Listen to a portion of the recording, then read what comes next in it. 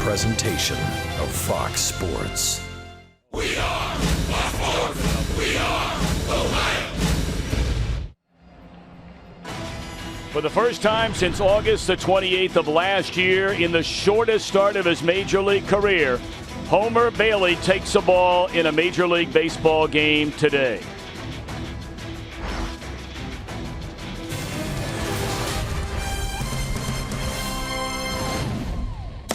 A sun splash Saturday afternoon in the nation's capital. We welcome you to Nationals Park in D.C.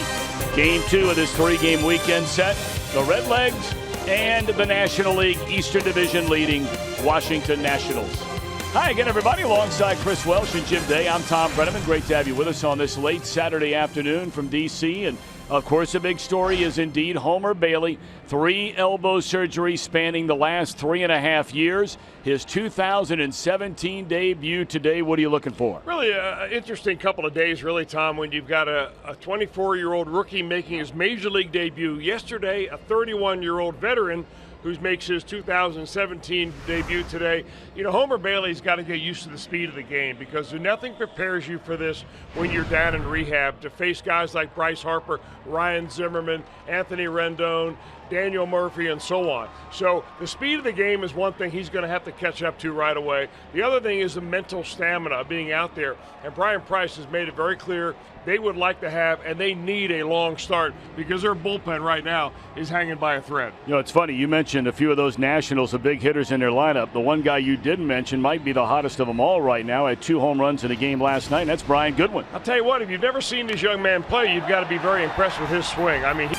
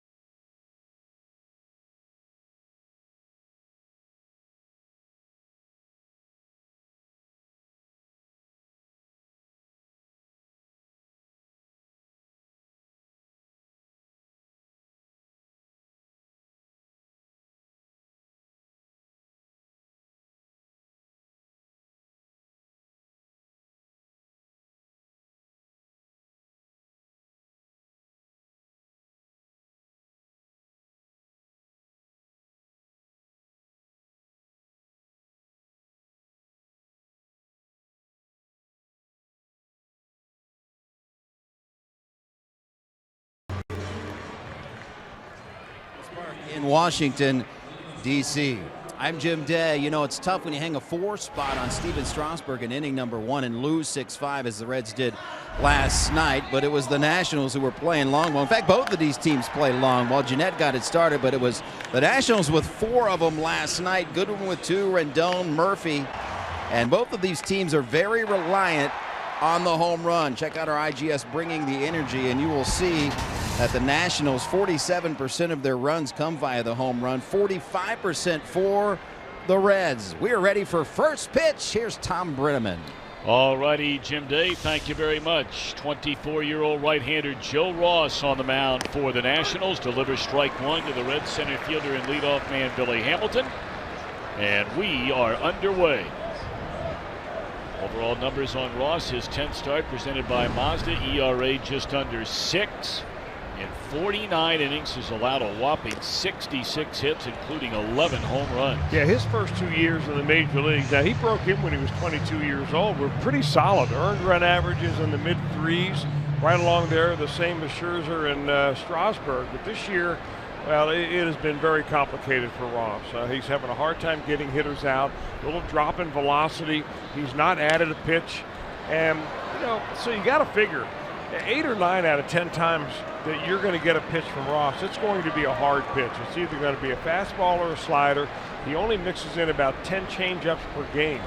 So you can look up there and look hard and pretty certain you're going to get a pitch that is hard. Big, strong young man, born in Berkeley, California at 6'4", 218 pounds. And he delivers strike 3 to Billy Hamilton for the first out of the afternoon. Let's look at the rest of Brian Price's starting lineup presented by Menards. Jeanette coming up, then Votto. Duvall in the cleanup spot. Suarez down at third, bats fifth. Schebler in right hit sixth. A ladder third of Peraza. Barnhart behind the plate. For Homer Bailey. Very excited to see Bailey back out there on the mound for the Reds here today.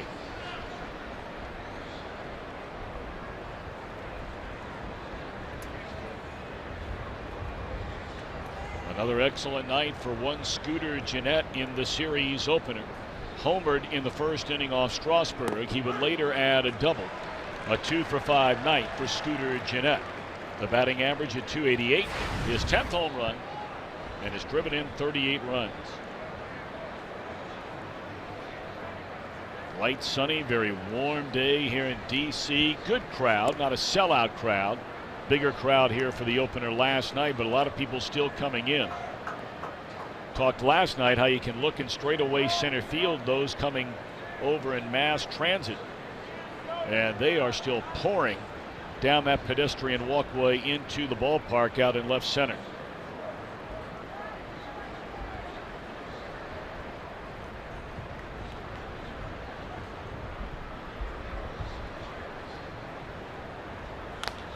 That's into center field, and that'll be a base hit for Scooter Gennett. Oh, what a job this young man has done for the Reds.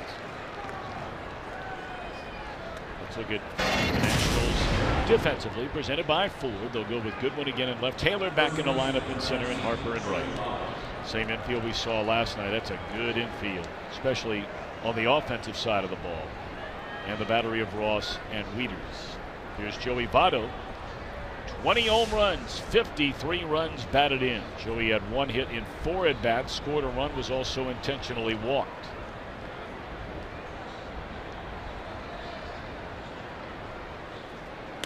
And that one, a liner into left field and caught by Goodwin. Well, it's a good play by Goodwin and a very confident play at that, because at the crack of the bat, if you're not moving, that ball is going to sink in front of you. You're going to get a short hop. It might bounce by you.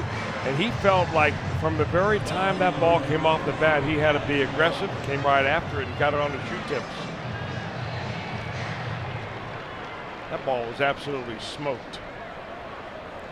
I'll tell you, Votto and Gennett, back-to-back in this lineup, have been squaring the ball up like a twosome we haven't seen for quite a while. Adam Duvall checks in at .279. He has 16 home runs and 48 runs batted in. Gennett 1 of 2 in stolen base attempts. He has quite the hearty lead over there at first against Ross.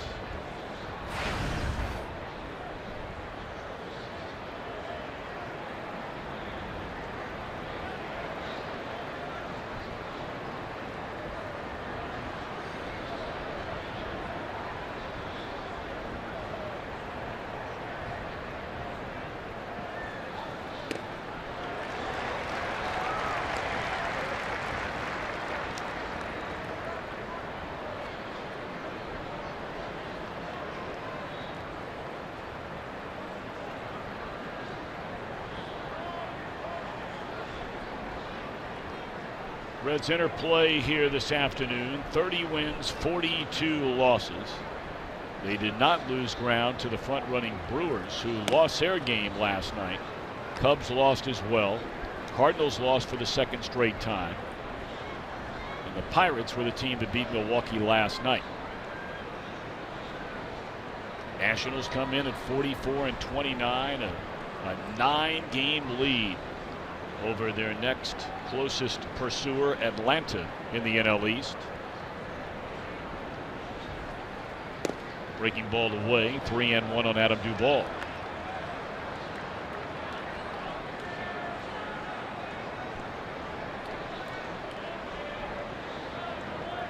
The hottest team in the National League right now would be the Los Angeles Dodgers. They have won 8 in a row, and they've gone from 3rd to 1st during this winning streak, and now a 2.5 game lead over Arizona and Colorado.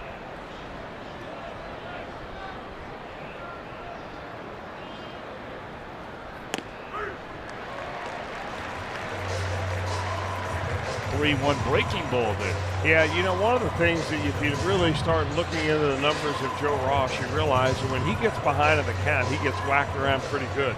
2-1 pitches, 2-0 pitches, 3-1 pitches, and he's been coming after him with fastballs. That time he kind of changed things up and dropped the slider in on him.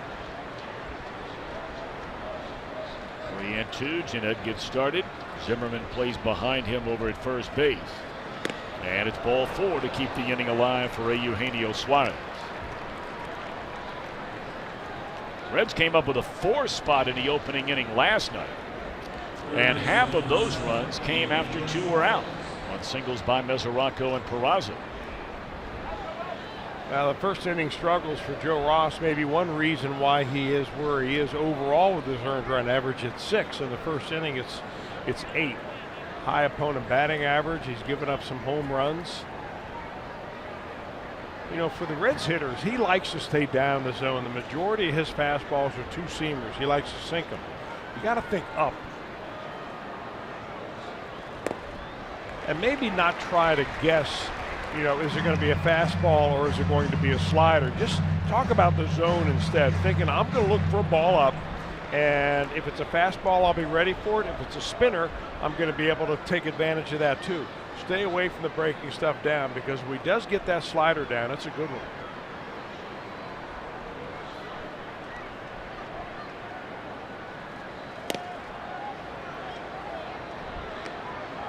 Fastball up and in, 1-1 strike to Suarez. 11 home runs, 40 runs batted in. He was on base twice last night, hit by a pitch, drew a walk, scored a run.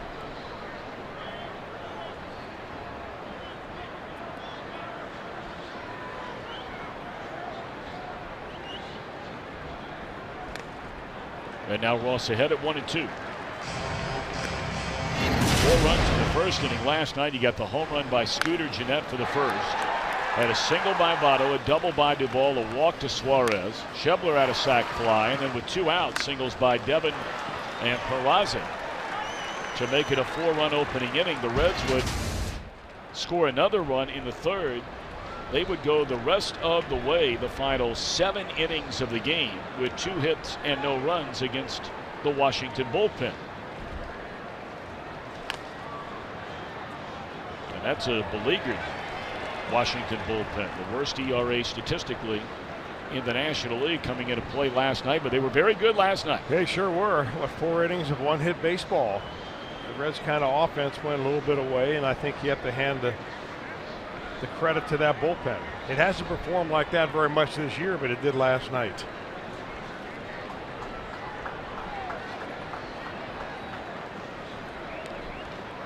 One and 2 to count on Suarez. In the air, shallow center field, and the inning is over. The Reds strand 2. Homer Bailey, for the first time since the end of August last season, will take the ball when we return.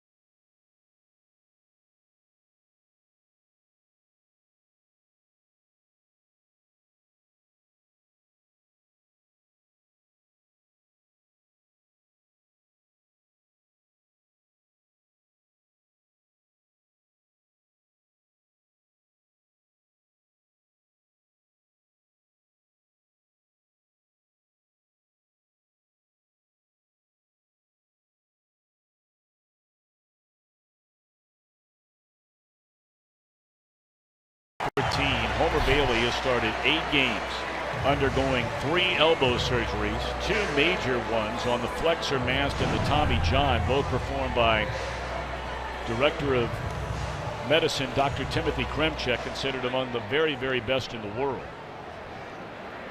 So Bailey has come all the way back from those 2 major surgeries, cleaned up some bone chips in February, and his first pitch is fouled away, strike 1 to Trey Turner.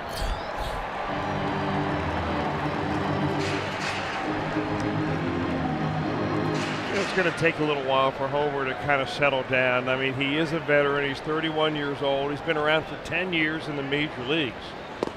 But still, this is kind of new ground for him. When you've been away as long as he has, I'm not just going back to last August. I'm going beyond that, really, from the beginning of his arm injuries that happened back in 2014.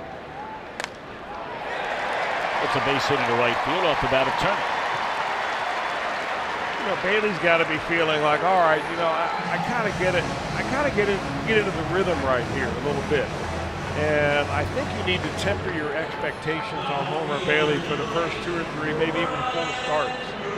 Much like you would a young pitcher like Luis Castillo, who was on the mound last night. Different types of adjustments they have to make, but they both have to make adjustments.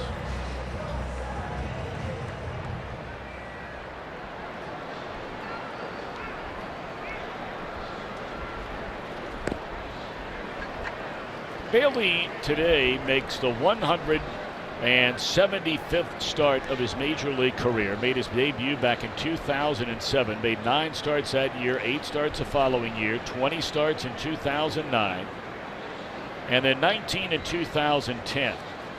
He did not become a regular part of the Reds rotation until about midway through the 2011 season. He had back-to-back outstanding years. 33 starts, 32 starts, over 200 innings each year, a 13-game winner, an 11-game winner, ERA right around 3.5. But then that following year,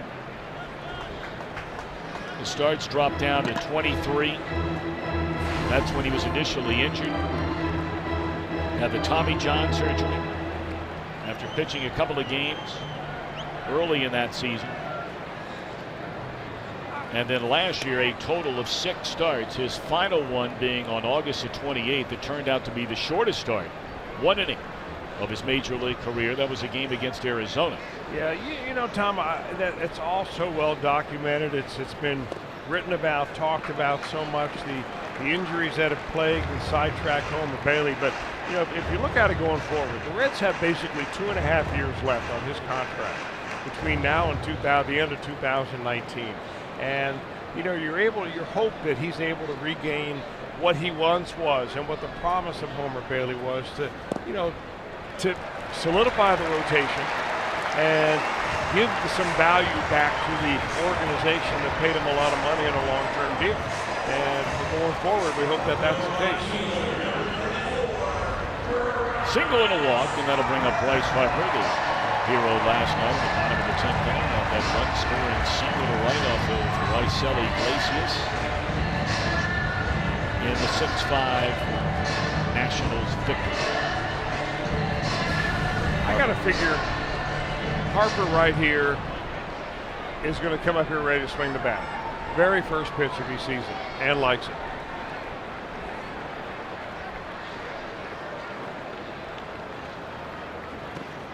Got a first pitch breaking ball.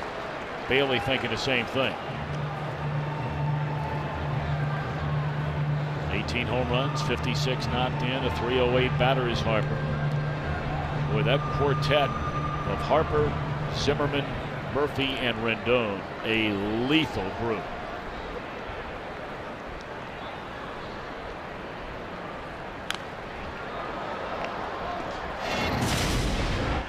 This is the way it ended late last night. As soon as he hit it, he knew it was over. Well, you saw the location of the pitch. It was slightly below the belt. I think it's a dangerous place to pitch Harper, from the belt down to 3 inches above the knees. You know, if you want to go fastball to him, we saw him being beaten all night last night on four-seam fastballs up.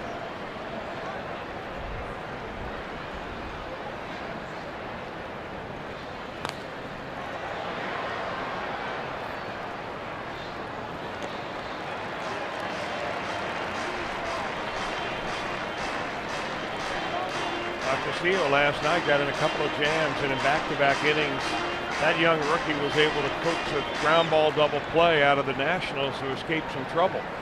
Bailey could use the same medicine right here.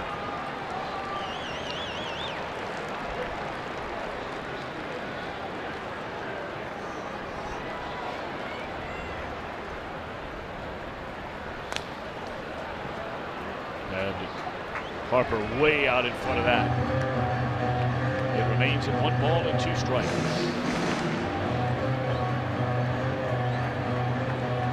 End of the series and afternoon till tomorrow. Reds Live gets underway at 1 o'clock, and then the makeup game, your schedule would show an off day for the Reds. They will be playing in St. Louis to make up a game rained out at the end of April. It'll be a 4:15 Cincinnati start time Monday afternoon. Then the Reds are back at home starting Tuesday night. Struck him out, and that's exactly what you talked about, Chris, that high fastball. You know, Harper has a tendency to crouch, and when he gets the fastball up, he comes up a little bit. Look how his knees kind of straighten out, and your whole eye level is moving as you're trying to swing and catch up to that pitch. You know, it's hard for me to pick out a flaw in Bryce Harper's batting because he's one of the best hitters in all of baseball, but that's one area of his weakness. When you can run that heater upstairs, you can get him to chase. The teams are trying to find an area of weakness in Ryan Zimmerman's game right now. What a start he's off to. A .348 batter. And 2 more hits last night, 19 home runs and 57 runs batted in.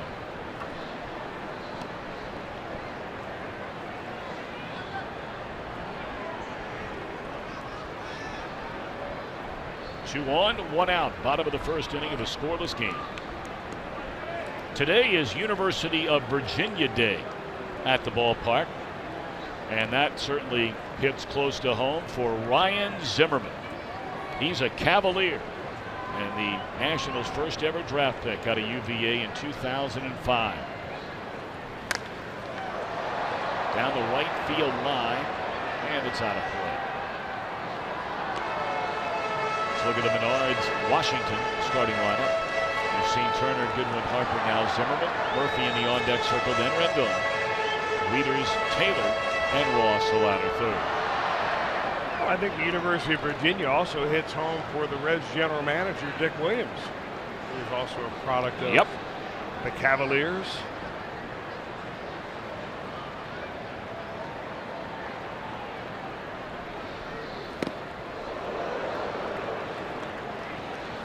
Of course, those in this part of the country rarely ever refer to them as the Cavaliers. They call them the Wahoos. The big Wahoo Wah cheer they do at UVA. Beautiful campus, of course, founded by one Thomas Jefferson. 2-1 the count on Ryan Zimmerman. And will drift in amongst the fans to even the count of 2-2.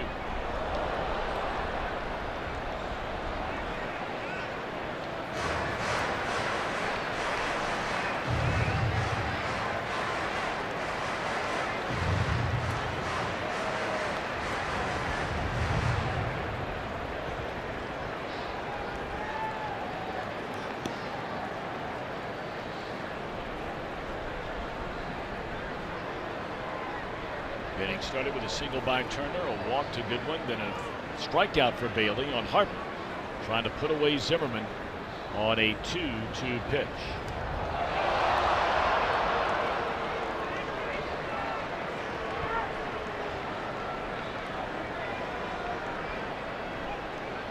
You know, the pickoff play at second base is so reliant on perfect timing that this is a very difficult thing to do.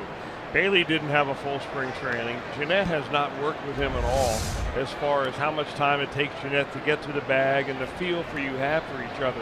It's like a point guard and a shooting guard working together, bringing the ball down court.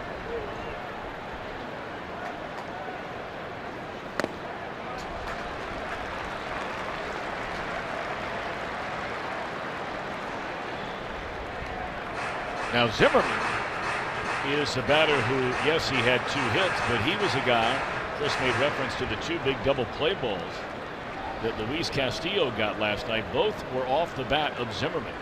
With that in mind, would Dusty Baker, his best base stealer at second, start him? He does. And that ball driven into right center field. It'll go to the wall.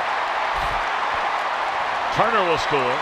Goodwin will score. And what a season it continues to be for Ryan Zimmerman. 2-0 Nationals.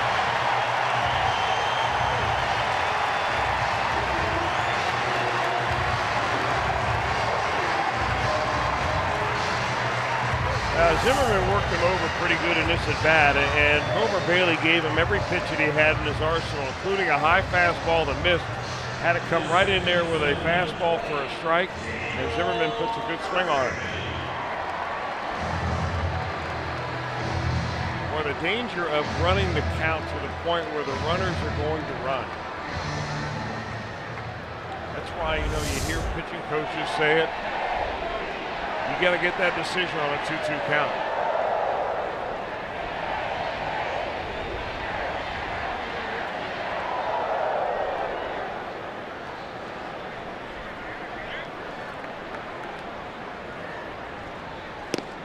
Some of you might be wondering what that chant, that noise is. Every time the Nationals score a run, they spell out NATS, and they have a big woo at the end of it every time they get on the board.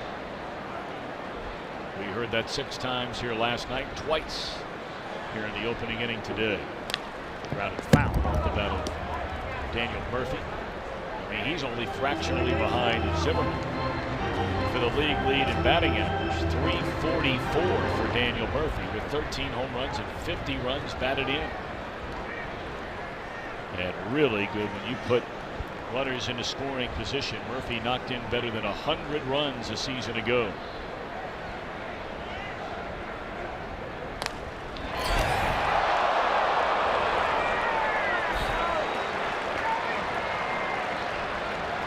Out. I think Daniel Murphy probably hit that ball right now to Joey Votto every bit as hard as he did the home run that he hit last night. The difference was launch angle. Votto went up to get that one. Look at Votto. Way up there.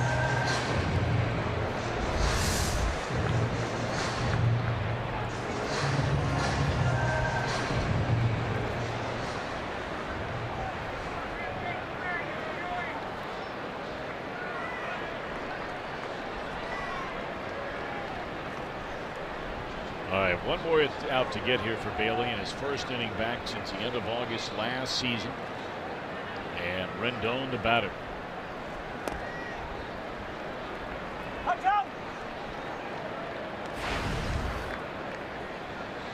.291 batted, 46 batted in, 15 doubles and 14 home runs for the Washington third baseman. Came all the way back after missing virtually all of 15 last season. Well, when he's healthy, he's got a chance to be a really good player for a long time. One of the things we've said about the Reds lineup this year, Tom, is that it's a deep lineup, going all the way down to the 7th spot. You've got some guys that can do some damage. Well, I think the Nationals take that one step further. Rendon here in the number 6 spot. You've got Matt Wieters coming up, former number 1 draft pick, switch hitter, hitting left-handed today in the number 7 spot. It's a deep lineup that just doesn't let you up for air. If you begin to struggle, you better find a way out of it and find a way out of it quick.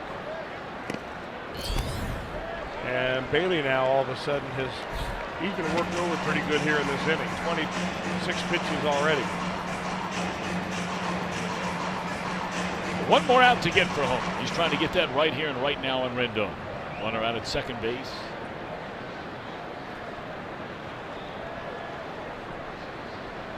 And here comes the pitch. 3-2.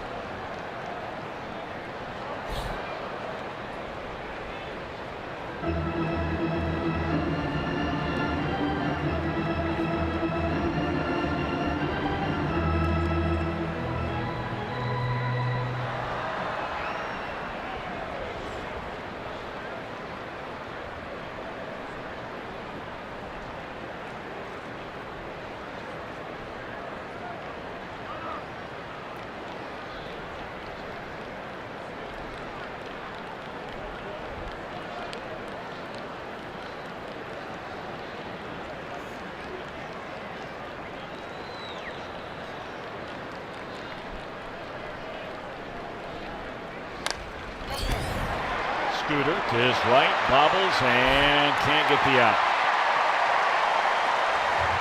Rendon safe at first. That'll be an error on Jeanette. Let's look at the Reds on defense, presented by Ford. Hamilton flanked by Duvall and Schebler. Jeanette and Peraza up the middle. Suarez and Votto on the corners. And Barnhart behind the plate here today.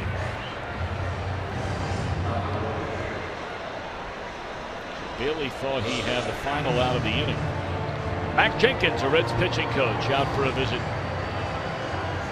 Well, I think this is just to give him a little 30-second breather right now. That's how long Major League Baseball has allotted for the trip to the mounds. And Mac Jenkins has not given any words of wisdom out there to Homer Bailey that Bailey doesn't already know. It's just trying to break it up a little bit. Looked like a ground ball was going to get him out of the inning. It didn't happen. So you got to regroup and pick your team up a little bit.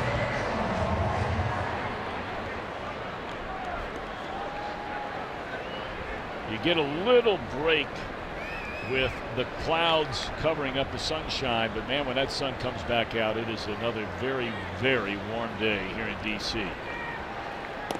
Fastball misses to Wieters, 7th National to bat here in the first inning in a 2-0 lead.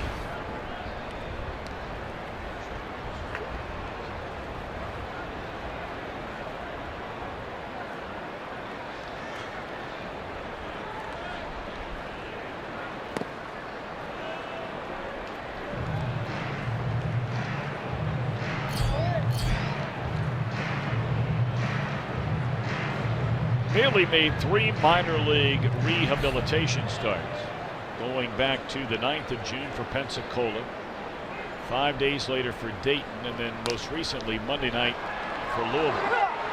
Jeanette will field this one cleanly, and that's the final out of the inning. The Nationals scored 2, but Bailey back out there on the mound.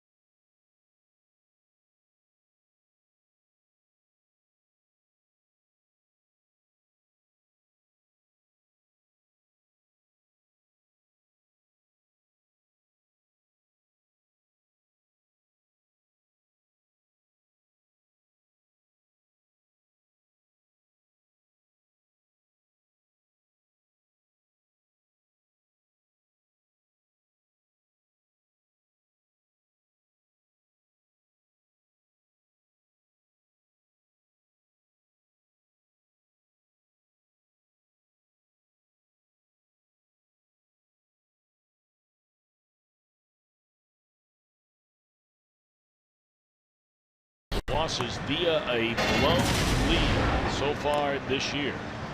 Talk about the Nationals and all the problems that they have had. The Reds, 55% of their losses. So, Chris, if some of those guys can maybe start holding down some leads, unable to do so last night, maybe you pick up some wins. Well, they're going to have to get their bats going because it's when you play the Nationals, they're going to put some runs up on the board. And the Reds scored early. The offense went away last night, and you got to kind of get that momentum back. You think the matchup today would be pretty good. Ross has struggled. The Reds have been pretty good offensively. They had a couple of runners on the first, unable to convert. See if they can get something started against right-hander Joe Ross here in the second, trailing 2-0. Schebler, Peraza, Barnhart. Ross has nice action on his fastball. You're going to see somewhat of a low arm angle. You're going to see a little bit of run. And that fastball he throws is mostly designed to be down the zone, the two-seam variety like that. Schebler thrown out by Murphy to begin the inning. You know, compared to his first couple of years, you have to remember that Ross broke into the big leagues at age 22. You know, he's not throwing quite as many ground balls this year. I mean, you know, when you start going bad like Ross has gone this year, there are a million people out there and everybody's got a different theory. But one of the prevailing thoughts is he's not getting as many ground balls. His fastball is not as high in velocity as it was a couple of years ago. And he still has not really embraced a third pitch. Base hit by Peraza with one out into center field.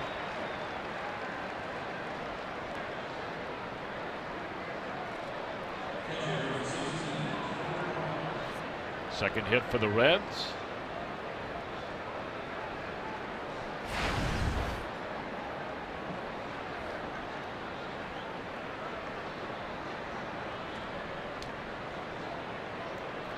That'll bring Tucker Barnhart to the plate.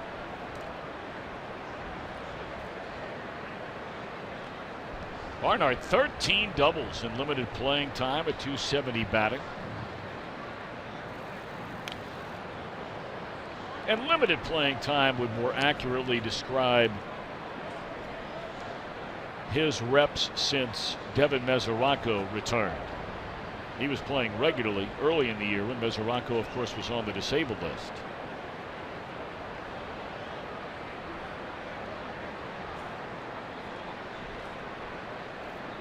Well, you know, you compare Barnhart, who has 152 at-bats, so he has roughly the same number of at-bats as Scooter Gennett. Most regular players who are playing every day in the major leagues, I mean, you're talking, you know, guys like Duvall, 270, Peraza, 265, Suarez, 249, Votto, 263. So Barnhart is roughly 100 fewer trips to the plate along with Gennett than those guys who are playing every day. But Tucker's done a good job.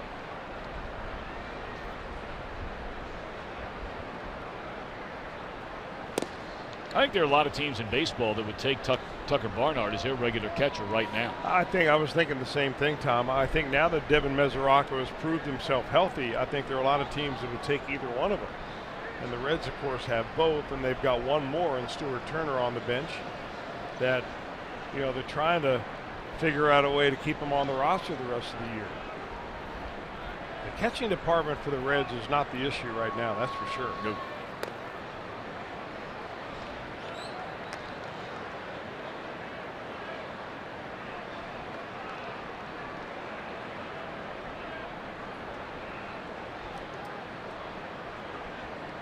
I mean, he's been really consistent all year long. I mean, his batting average has not varied more than 1 point from April to May to June, right around the 270 mark each and every month.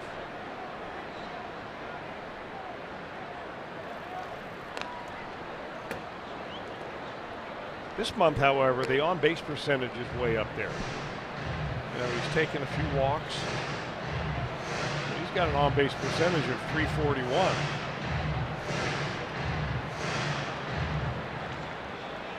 OPS in June is over 800.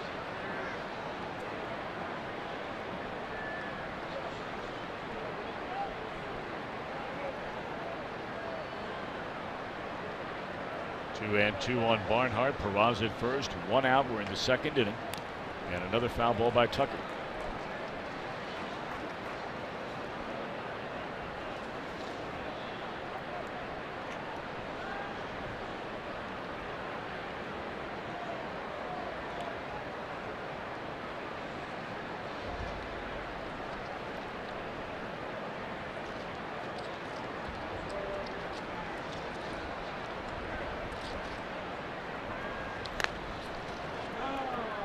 Nationals reached the postseason a year ago. First year with Dusty Baker as manager.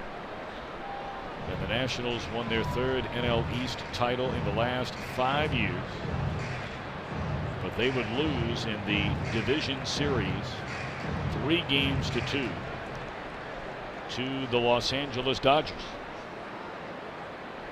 They lost that final game 4-3, and Kershaw, you may remember, who had already won Game 1, came back to get the save in Game 5, sending the Dodgers on to the NLCS.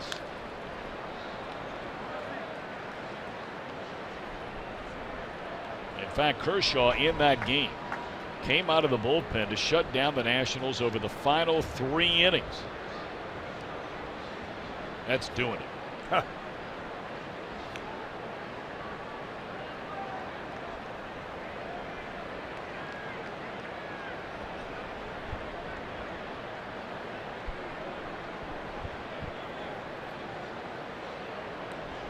of course, Kershaw's at it again, but you know, the one thing you can't forget is the Nationals had the Cy Young Award winner last year with the injury, the back injury to Clayton Kershaw. It was Max Scherzer who won the National League Cy Young Award. 9th pitch in this at bat coming up to Barnhart. And he caps it off with a base hit into right field. Peraza easily will go to third. That is just an excellent at bat by Tucker Barnhart. It really is, and it kind of goes to show you what is lacking in the repertoire of Joe Ross. I mean, he's able to foul a lot of pitches off because everything in there is hard. Ross finally comes in there with a very rare curveball, and Tucker's able to get out in front of it and hook it into right field. So now we wonder if Homer Bailey remembers how to bunt. Is this part of the rehab?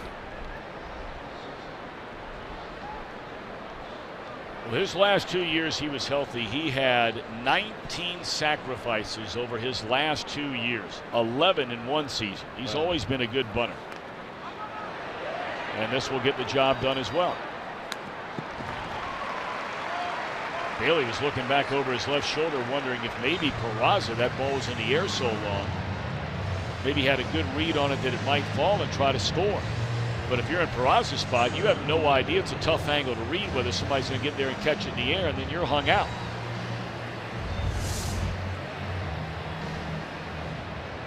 Yeah, it got the job done. I'm not sure what Homer was looking at.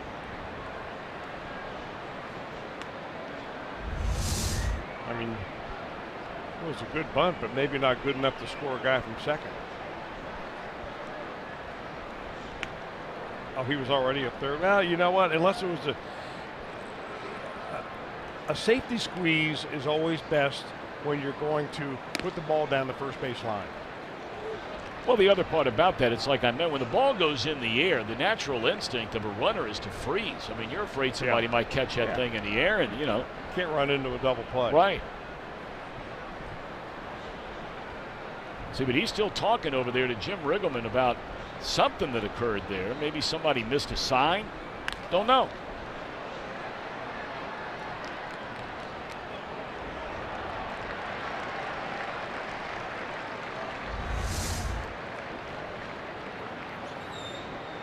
I mean, he looked at third immediately as if he was expecting almost a suicide sweep. Yeah.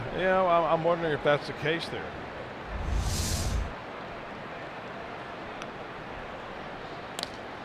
Hamilton will line out, and in each of the first 2 innings, the Reds have stranded 2 against Ross.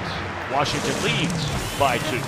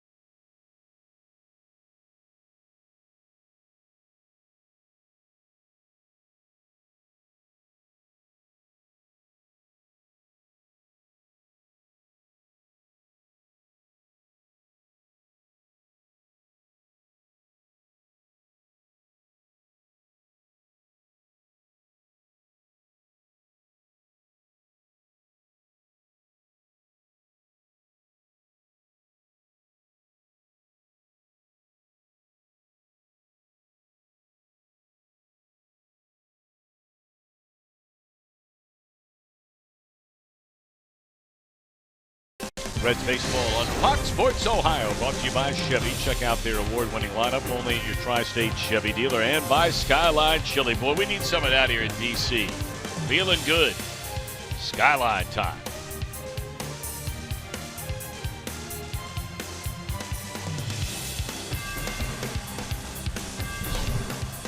Beautiful look at the nation's capital, the lawn. We were driving home last night, Chris, after the game, and passing the Lincoln Memorial, the Jefferson Memorial, and then pulling out of our hotel today, a couple of blocks away, a bird's eye view of the White House. It seems like every time you turn a corner here, there's something to check out. You know, it's interesting. Our statistician, Paul Evans, a longtime school teacher in the area in Baltimore, just up the road, was explaining last night, if you look at the traffic lights in Washington, D.C., you know, virtually everywhere across the country, they hang from above the middle of the road on a wire. As that one is shot into right field, a base hit by Taylor to begin the Nationals' second inning. But most of the roads here in D.C. are at least in and around, you know, some of the historical buildings and so forth. All the streets have the traffic lights sitting on posts on each side of the street. So then if you're driving down a road and you want to look at a beautiful shot of the Capitol or the Memorial or whatever it might be, you can see it unobstructed. Learn something every day up here. Or you hope so. Thank you, Mr. Evans. That's interesting. Next time I drive in this city, which will be the first time, I'll keep that in mind. Ross gets down to bunt. Barnhart will throw him out. Sacrifice for Ross. He's the Reds and the Cubbies get together at Great American Ballpark next weekend, Friday, Saturday late afternoon, Sunday afternoon. Big Central Division matchup. We invite you to come on down. Log on to Reds.com for tickets. You can be there as low as $12. We'd love to have you.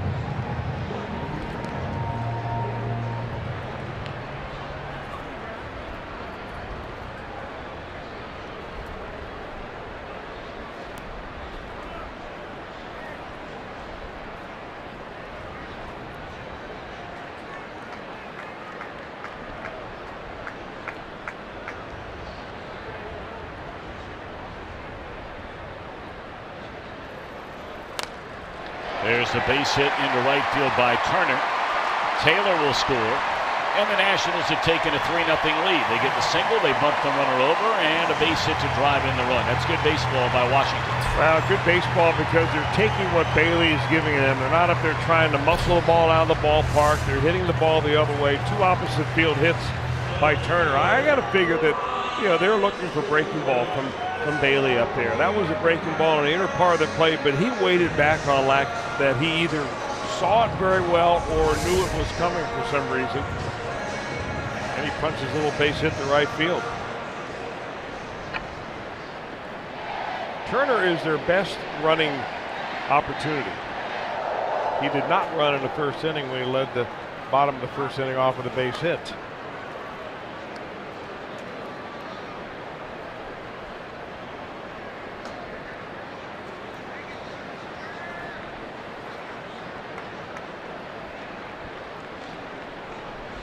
Here's good when he walked and scored on the 2-run double by Zimmerman in the first inning. So 2 in the first, 1 in the second for the Nationals.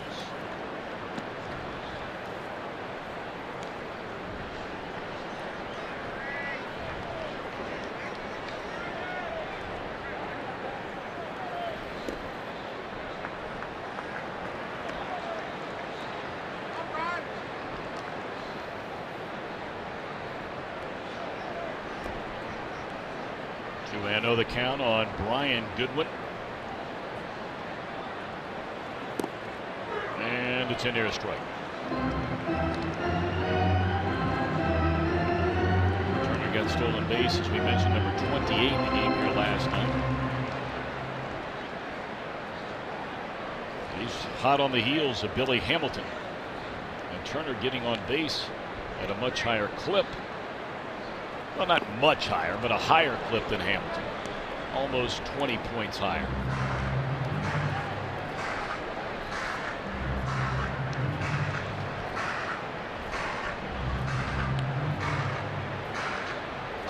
D. Gordon back playing again.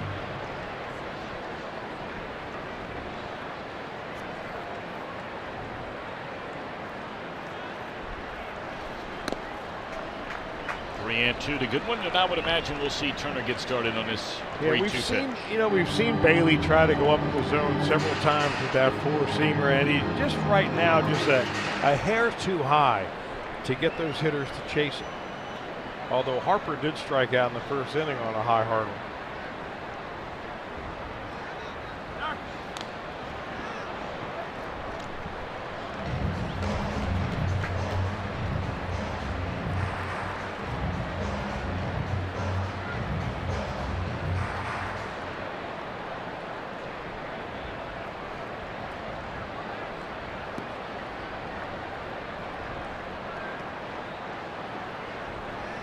Three balls, 2 strikes, and a quick throw over there, and it gets away from Votto and bounces into the camera well.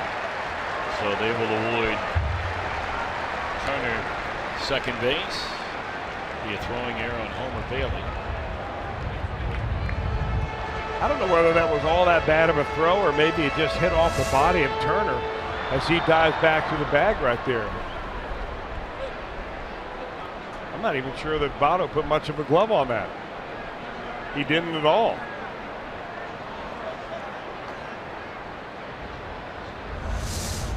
I think the error ought to go to the first baseman on that one.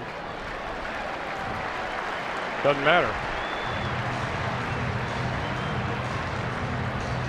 Second walk given up by Homer, and both times coming to the number 2 hitter in the lineup, Goodwin. So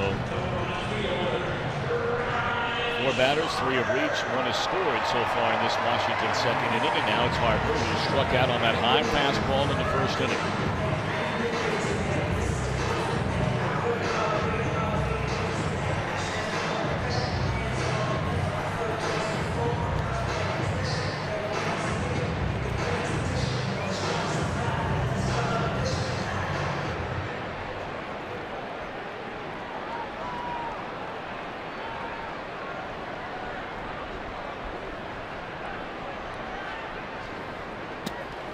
Swing and a miss. Well, what a good-looking pitch. It is hard to believe that Bryce Harper just this past winter, during the winter, turned 24 years old. Came into the big leagues in 2012. Barely playing over 100 games in his minor league career. Signed very late after being drafted number 1. And then in 2011, he went single A, double A. In 2012, he played 21 games at triple A before they brought him to the major leagues. Now, he spent a little bit of time kind of going up and down.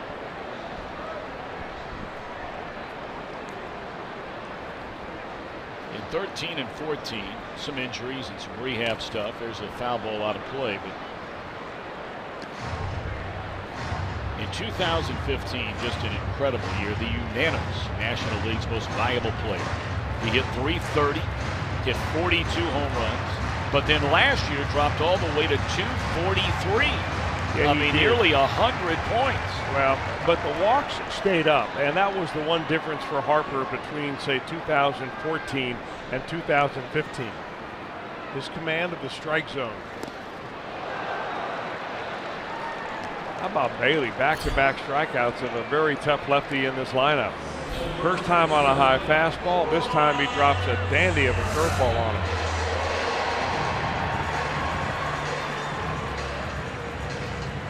Yeah, there was a while there that Bailey kind of shelved that curveball in favor of a harder slider.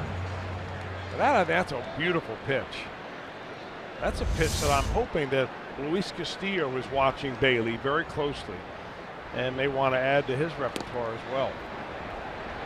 Really adds a great separation from the speedier fastball all the way down to 78, 79 miles an hour.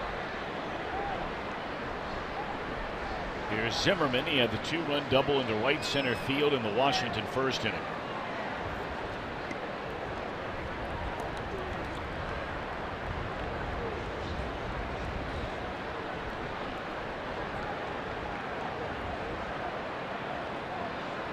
Knocking on the door of 60 runs batted in is Ryan Zimmerman.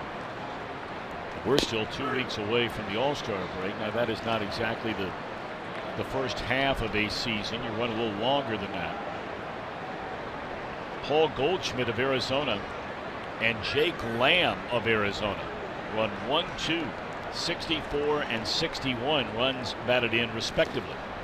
Boy, think about that. 2 guys in your lineup with 125 runs batted in, hitting back-to-back for the red-hot Diamondbacks. One guy's driving in the other.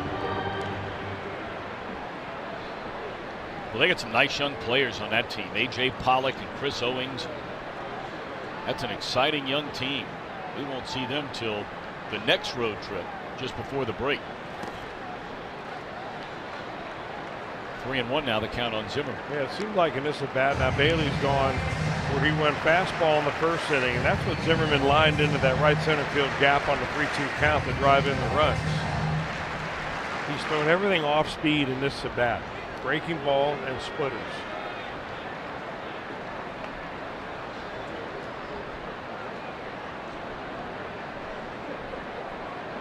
One delivery coming to Zimmerman. And it's ball 4 to load him up for Murphy.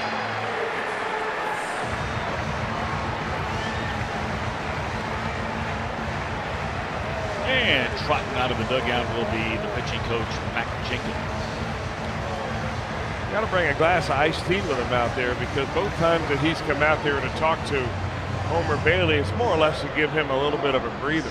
You know, it's funny you say that. I've often wondered from time to time, you know, a lot of athletes right in the middle of the game, basketball players, football, whatever it is, you know, they'll take a quick sip of water, maybe in a free throw or something like that. I've always wondered why from time to time they don't bring along with them a bottle of water. You got to get a quick sip of water. Are you allowed to do that? Do you know? I don't know. I presume you're they the are. rules guy. You're baseballrulesacademy.com. And I would say under those rules, absolutely. Heck, when I pitched, I was looking for the guy to bring out a little shot of tequila.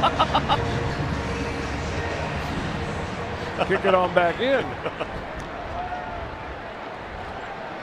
Or maybe to the hitters so they wouldn't square one up. All right, they are loaded for Murphy.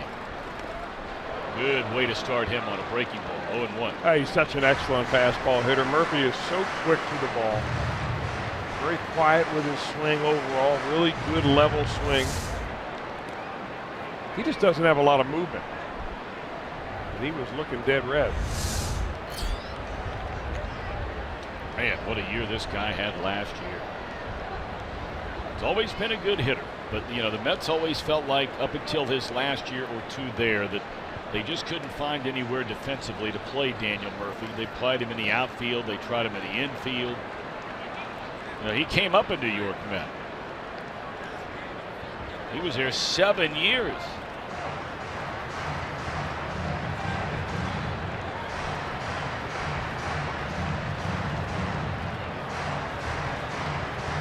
One man grew up in Inglewood, Florida. Makes a lot of contact. He doesn't strike out a lot, and he doesn't walk a lot.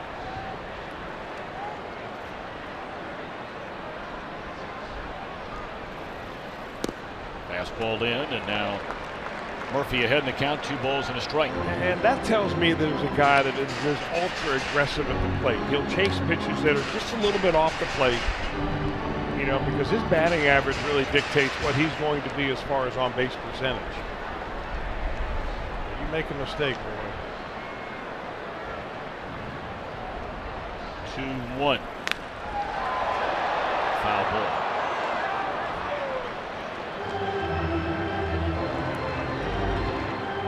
Murphy's first breakout year came in 2013. He'd had multiple knee injuries in 10, 11, 12, finally healthy in 13, went to the All-Star game in 14.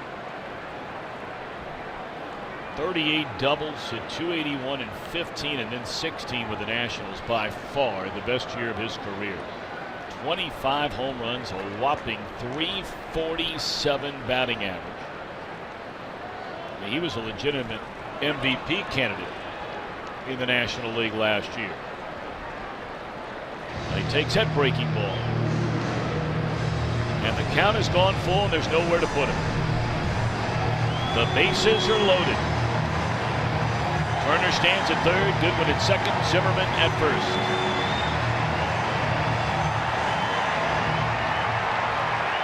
And you know what Murphy's looking for right here. He's looking for the heater.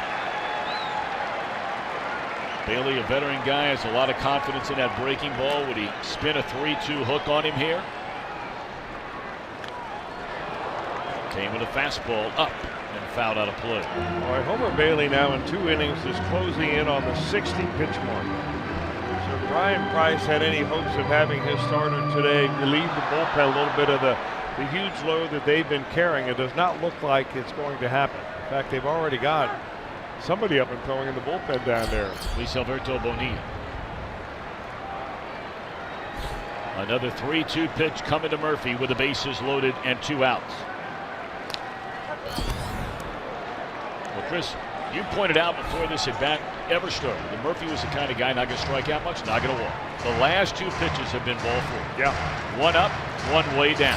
I guess maybe he's just hardwired that he doesn't want to be that guy to get rung up for strike 3, especially in a case like he has right now with the bases loaded. So he's going to chase anything close.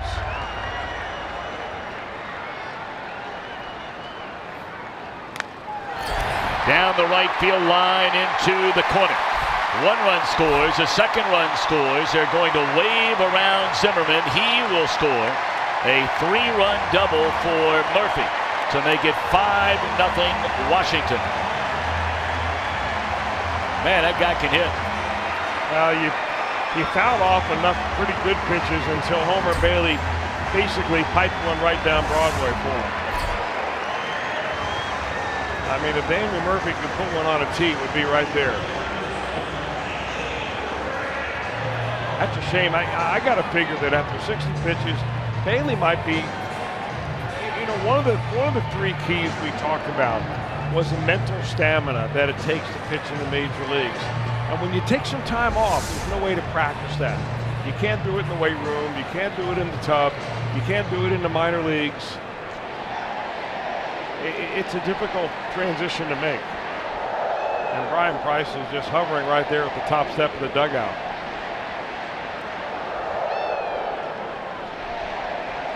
Meanwhile, he's looking at his team down by 6 in the 2nd inning.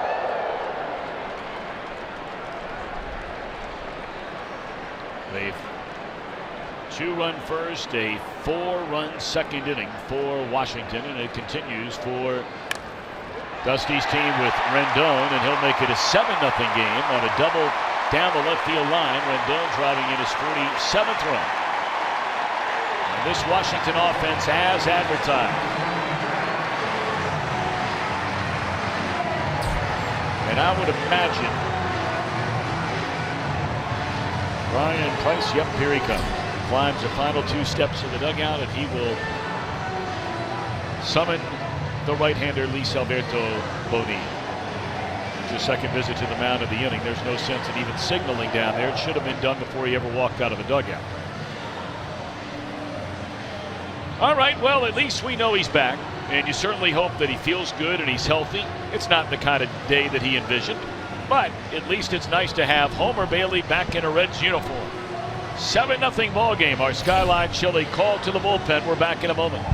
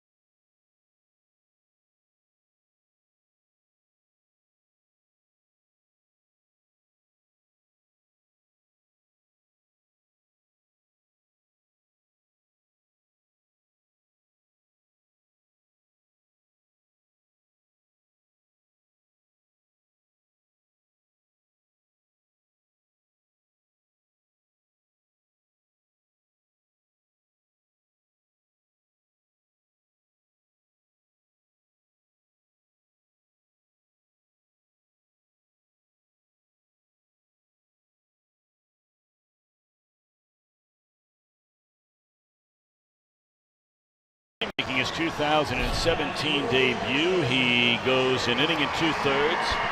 Is charged with 7 runs. And now taking over on the mound is Luis Alberto Bonilla. Now, Bonilla had a couple of starts earlier in this year. And the first start that he had was a very exceptional one. And then back and forth through the minor leagues, you see what he has done. Walks have been somewhat of a problem. He's got a good curveball. But considering the state of this Reds bullpen, I got to figure that he's going to be treated like a starting pitcher right now and expect to go deep into this game.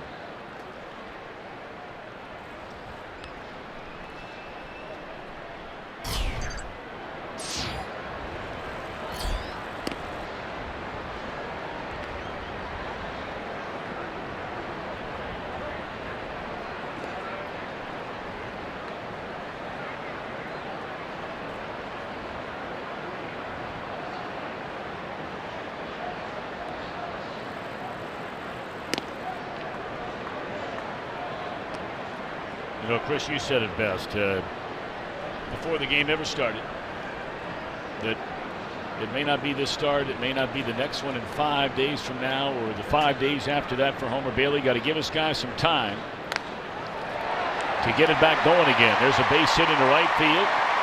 Here comes the throw to the plate. It is not in time, and on to second base. Throw there. Runner is out. The run will count. So Rendon scores to make it a 6-run second inning. All the run charged to Bailey.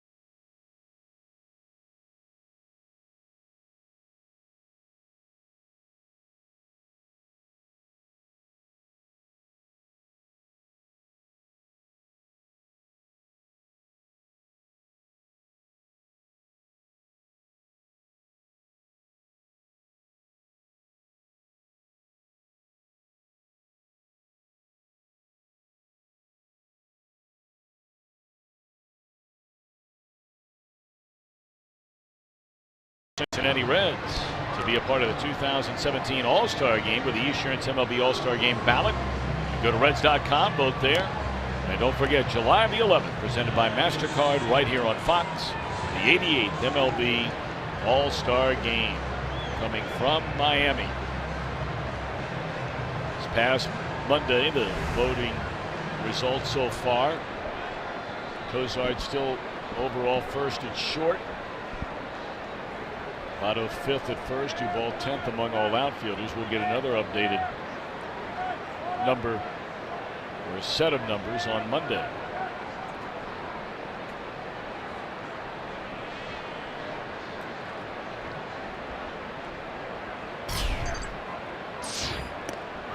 Well, getting run support has been the story for Joe Ross all year long. For whatever the reason, I mean, this guy is by far the league leader in runs of support behind him. We put up that graphic a number of days ago.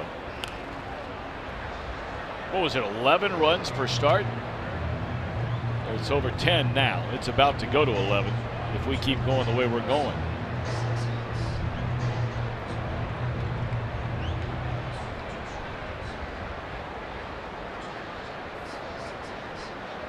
You know what's interesting about all of those pitchers?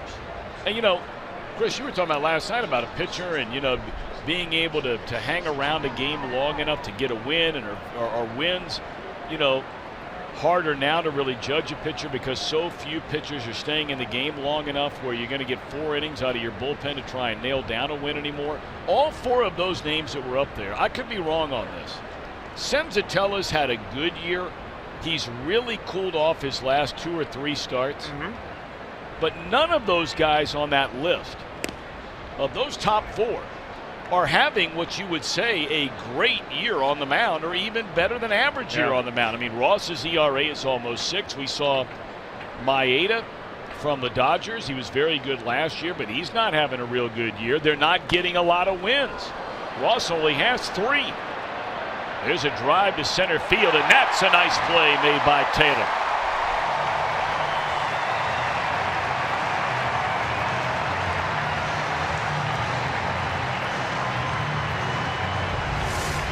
Well, Scooter hits one like this in Cincinnati, it's a good chance it's a home run. Deep part of the ballpark here. And Taylor is a very good outfielder and good athlete, goes back and makes that catch.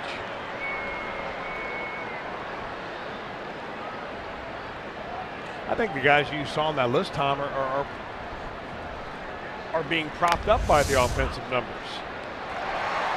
Well, they are, but I mean, the point I'm making is that, we talk about how hard it is to get a win. This guy's averaging 10 runs per start, and he only has 3 wins. You would think if you're getting 10 runs a start and you've made 9 starts on the year, there's probably a real good chance that in those 9 starts, you probably have 5 or 6 wins. All right, so the other question would be, say that he was among the league worst in run support instead of the most run supported pitcher. He's 0-6 or 0-7 instead of 3-3. Yep. He might be toiling down in the minor leagues right now. So what I mean is that, they're being propped up by his offense, and maybe that's keeping him from pitching elsewhere, like a level down. You're exactly right on that. Although he's thrown the ball pretty well so far here today. Reds have stranded 2 in each of the first 2.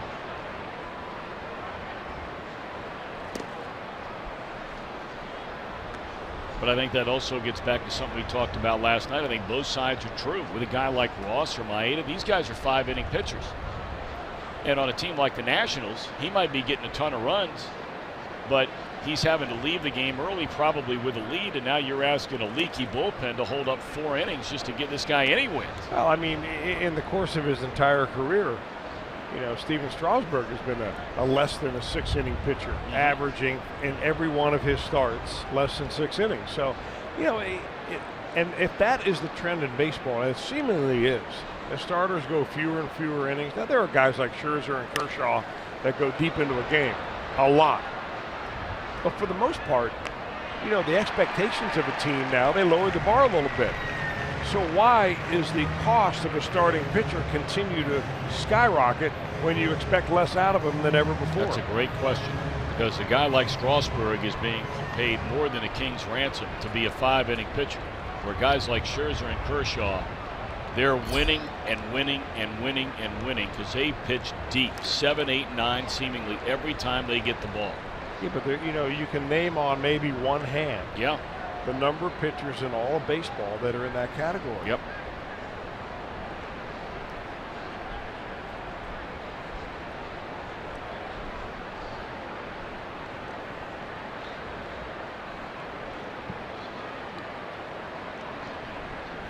Two and 2 on Adam Duvall. And that's strike 3 call to end the inning. Second strikeout for Ross. Nationals big so far.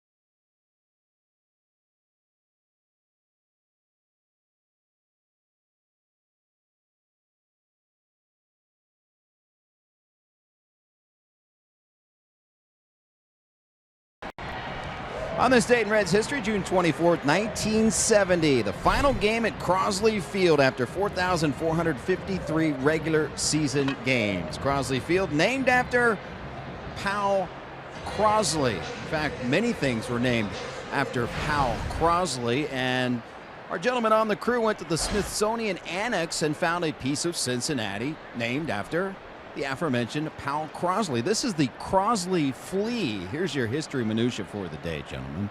Back in the 1930s, Frenchman Henry Meunier designed an airplane that was for the common man that you could build and fly at home. Powell Crosley was enamored by this. He didn't want to mass produce it, but he wanted to promote it as a common man's airplane. But at an air show in Florida on the first day, it was so light, the wind flipped it over. This thing hung out in hangars and barns for years. They finally found it, and then someone donated it to the Smithsonian in 1960. So former Crosley Radio Corporation president Powell Crosley, the Crosley flea is what it was called. You never know where you're going to run into a piece of Cincinnati even in the Smithsonian. Well, let me tell you this, Jim. That's great stuff. How many times do you hear over the course of the day on radio or see on television an advertisement that always says money back guarantee? Think of the hundreds of thousands of times that you have heard that slogan, right? Or that promise. That was started by Powell Crosley. Fly ball into right field. I mean, this guy, an American inventor, industrialist, entrepreneur, but he was a guy that insisted to all sellers of everything that he made must give the consumer the best in parts, service, and satisfaction, and was the one who set the precedent for what we know today as the money-back guarantee. Cincinnati legend. Back-to-back outs recorded here by Bonilla to begin this Washington third inning.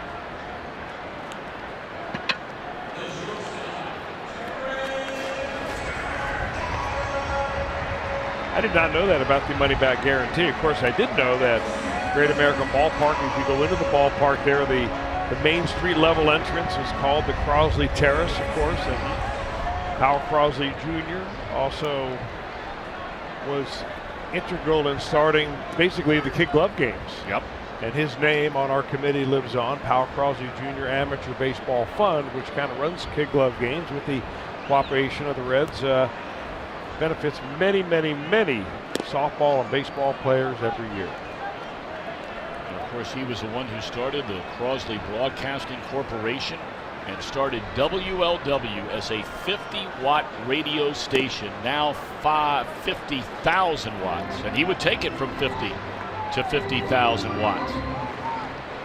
He actually put a 500,000 watt transmitter on the air, the most powerful in the United States. That was the one you could hear just about everywhere. In fact, if you got close to a barbed wire fence out in the farmland, you could actually pick up WLW. Right. Well, that term you hear all the time on WLW now, where they claim to be the nation station. Again, that's another term that was started by Powell Crosley Jr.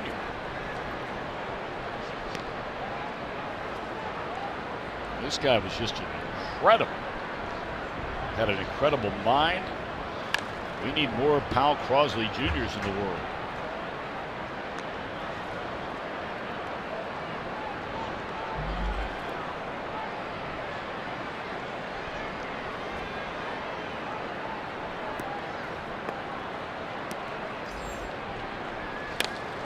And there's a base hit to left field by Turner. He's already been on base 3 times. 3 hits in this game for the leadoff man. 2 to right now, 1 to left for Turner.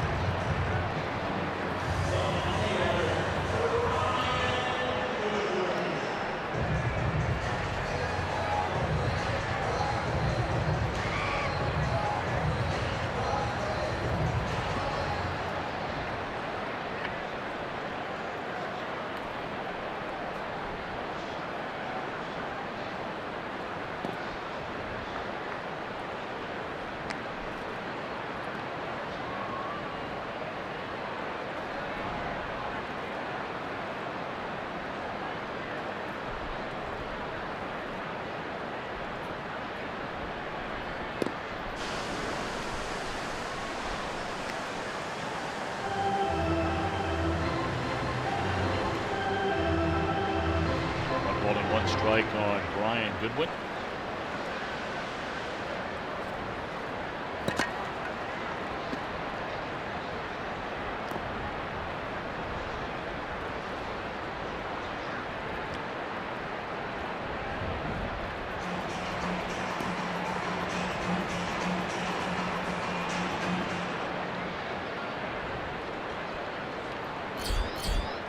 Bryce Harper struck out twice against Homer Bailey today. He's on deck. Good off-speed pitch there by Bonilla. Even it's a good one. He's walked twice, scored twice. That's the only time we've seen Goodwin have a bad swing at a pitch in this series so far, is when you give him something off speed.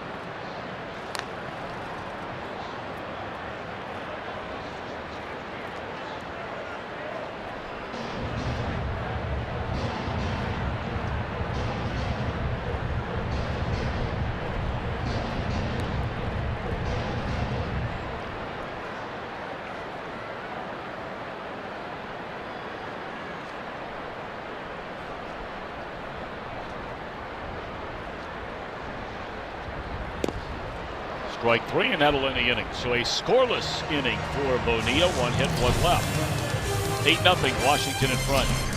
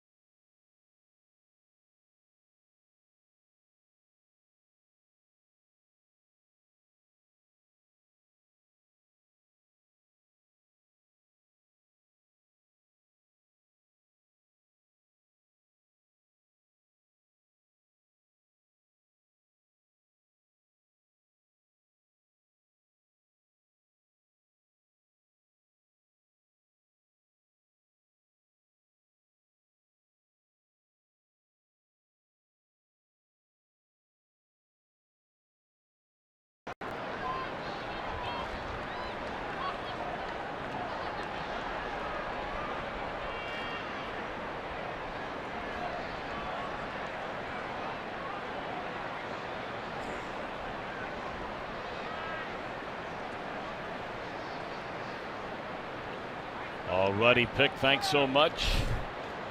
Glad to have all of you with us. Boy, you're right about Aaron Judge. Yankees first round pick in 2013. Got to the big leagues for the first time last year. 25 years old. Man.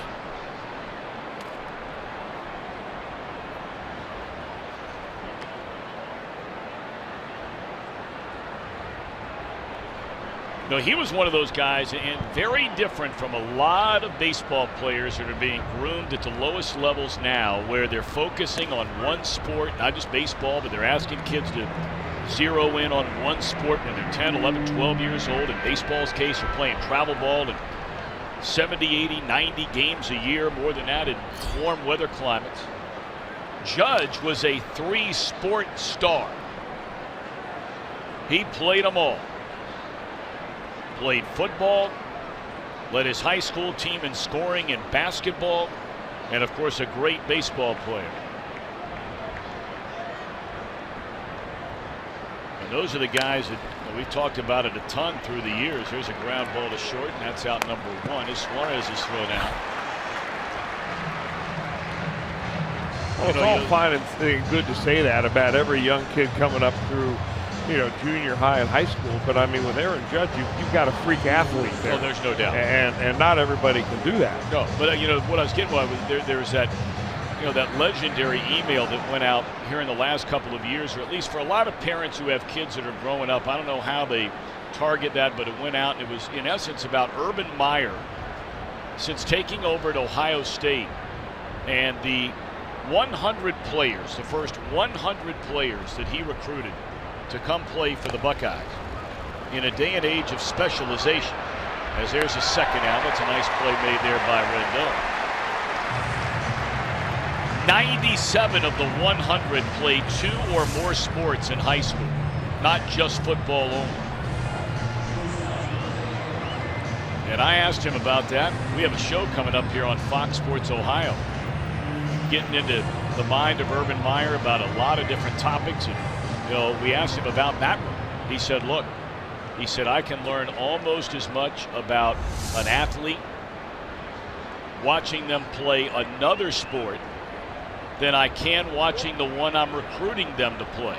And he used the example of Sam Hubbard, the great athlete out of Moeller High School. He was the best lacrosse player in the entire Midwest coming out of high school at Moeller. And that's where Urban Meyer saw him play and said, who's this guy?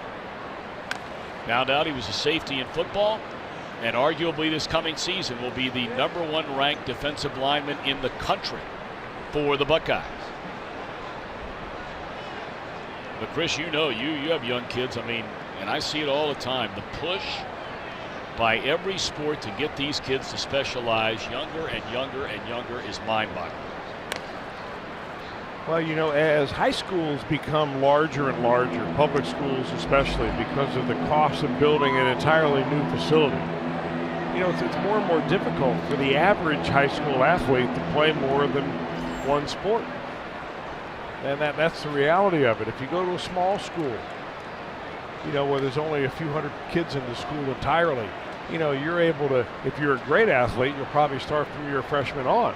But if you're going to a big school like a Moeller or an Elder or somewhere like that, it's very difficult to start participating, in all those different sports, unless you're one of these freak athletes, which, by the way, Urban Meyer is trying to recruit. But I agree that you become a better baseball player by playing some other sports. You develop timing, you develop what it's like to work hard at another sport that maybe you're not quite as good at, and you appreciate the effort that you have to give. You have a great example of your daughter who ran cross country before she went out and played basketball, and then on to lacrosse, and was in much better shape. I think that a lot of athletes use a fall sport like cross country to get in shape for their winter sports. It's a great strategy. Yeah, it really is. I mean, the confidence that was given to our daughter, not every kid's the same. I'm not saying that, not bragging on my own, but just to watch the elevation in her confidence in basketball coming off a year in cross country where she was, just a good runner. But she was in such better physical shape than so many of the other kids that were playing in basketball.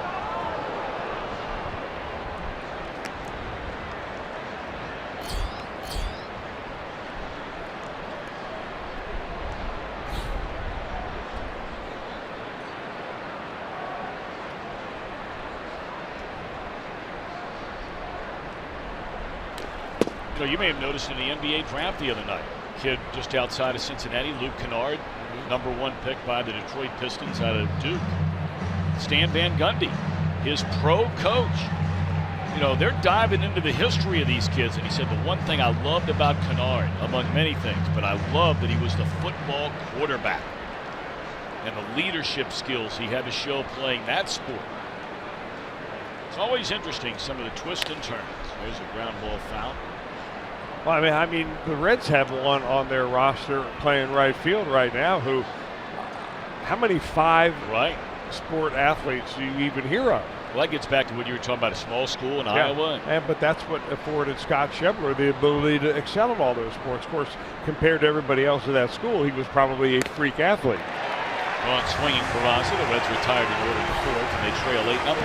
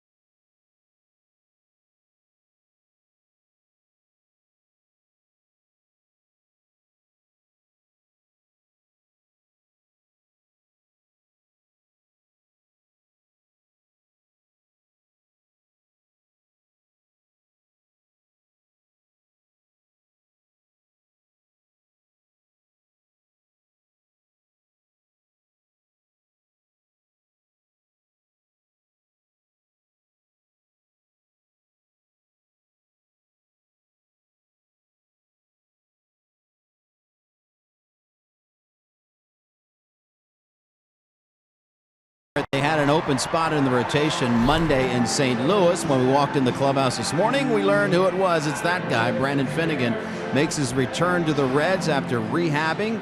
He will start Monday in St. Louis, and for the time being, Brian Price also said that Luis Castillo, after last night's start, will stay in the rotation. So going forward, assuming Homer Bailey comes out of today injury-free, it'll be Bailey, it will be Castillo, Finnegan, Adelman, a five-man rotation that could be stable at least for a little bit, is what the Reds have been looking for. Of course, it's going to take a minute for Homer Bailey to get his game back, but stability is what they've been looking for in the starting rotation, and perhaps it starts now.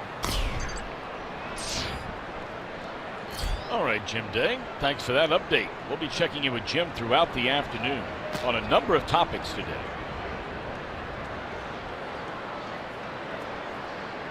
Jim actually has a little, sort of stretch out room down there here in the nation's capital. I mean, he looks like, he looks like some fat cat lobbyist down there. Got a little room to spread out.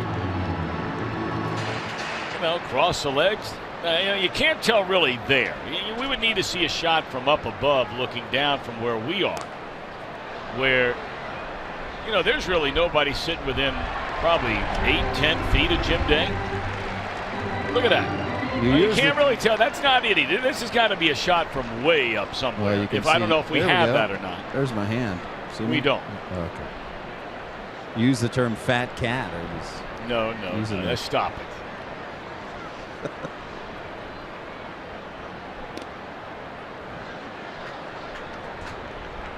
Can't you see Jim Day, walking the halls of Congress?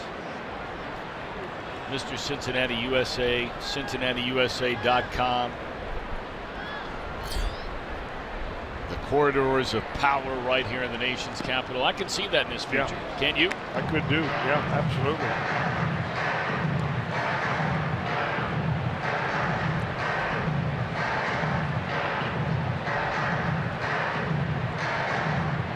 Bryce Harper with a count of 3-2 has struck out twice today, both at bats against Homer Bailey. And now gone swinging against Bonilla. That's a nasty 3-2 breaking ball right there. Bonilla. Yeah, that's his calling card, that big curveball, and he used it so efficiently when he first came up. Had a couple of rough outings, Bonilla did, but, you know, Lisaberto Bonilla is like a lot of other pitchers. I mean, individually, you rate each one of these pitches, and you say, well, that's a plus curveball, and he throws anywhere from 93 to 95 miles an hour, and he's a little guy, a little deception. So, piece by piece, all his stuff is right there to become a legitimate major league starter. Now you got to put it all together. You got to combine it with game management, preparation ahead of time, and finally execution of the pitches.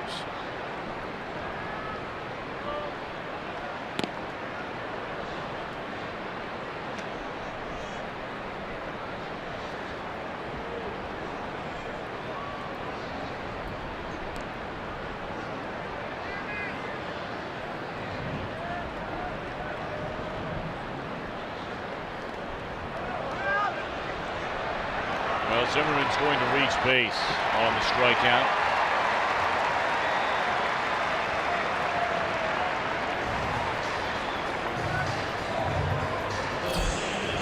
Not too many of those gets by Tucker Barnhart. That's the kind of thing that if you're a catcher that really prides himself on defense, and Barnhart does, and he is one of the best. To have this happen to you, this is like that's a kind of a bounce that keeps you awake at night thinking, man, how did I let that happen? Now, maybe not in today's game when you're down by 8, but still. You hang your hat on that kind of stuff.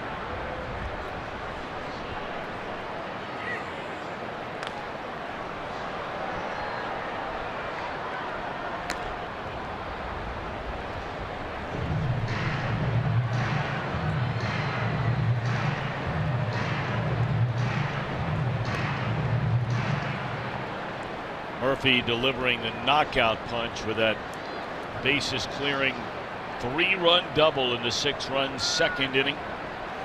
All 8 runs in this game that have been scored by Washington came on Homer Bailey's watch. But for Homer, as we talked about, Chris, you were the guy that laid it all out there before the game ever started. Said, look, we all know what Homer Bailey is capable of doing, but he's only made 8 starts going all the way back to August of 2014, nearly 3 years ago. 8 starts, his first of this year, and you thought, hey, and said it so perfectly, you got to give this guy a little time to get back in there. Lovato missed it, but Jeanette right there behind him to gobble it up. 2 away. You know, Tom, if you frame it like that, things in baseball have changed a little bit since Homer Bailey has been a consistent starter and he went out there and pitched 200 innings. This is a more difficult place to pitch now than it was in 2014. Home runs are way up. Hitters are different now. I mean, there are a lot of hitters that are on the scene that weren't around a few years ago. And, you know, when Homer Bailey would overpower somebody with a 95-mile-an-hour fastball, now everybody's throwing 95. So the landscape has changed. I mean, even in the process of just 3 years, the landscape has changed, and it's continuing to change. And that's why control, off-speed pitch. Look at the strikeouts and the bad swings that Bonilla is getting here this afternoon. Are they on the fastball? No. They're on the breaking ball. That's why it was a riveting article. The guy you talk about a lot in reference to the stuff that he's written for years is a head man over at Sports Illustrated, Tom Verducci. And his most recent story on the curveball. It's a fascinating piece. Well, you know, he's an excellent writer, and he does a lot of research. Verducci does. I know you've worked with him in the booth many, many times. Yes. You guys are very close. And Verducci has made out some really good points, and I think that I've always been a big proponent of the curveball. Mainly because without the curveball, I would never made it to the major leagues. Well, hey, you got to get there somehow. It doesn't matter what your calling card is, you got there. And I have never believed that maybe as a developing youngster, you know, 10, 12 years old, it might hurt your arm, but I don't believe a properly thrown curveball is more dangerous to your arm than a fastball. Well, I'm curious because you work with a lot of young pitchers. What is an age where you can actually, I mean, is there such a thing, or everybody's different, or? Yeah, I mean, if you throw it properly, I think you can start throwing it around 12 or 13 years old. Really? And I'm just talking about a big, high-arcing, spinning curveball, not a hard slider like we're seeing out of these guys now. I think that you hurt your arm more when you try to overthrow your fastball than when you try to just spin up a nice, lazy curve. I'm talking about one with an arc in it. The old 12-6 kind of thing. Yeah, just nice and easy. It's a spin pitch, not a speed pitch. Pitches in the dirt. Breaking ball to Rendon.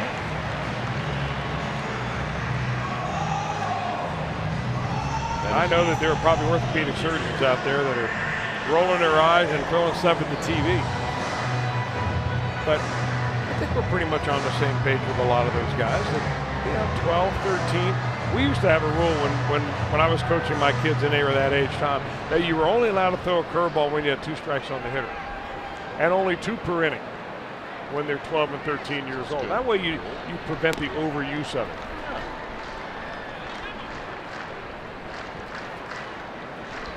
Here's Wieters.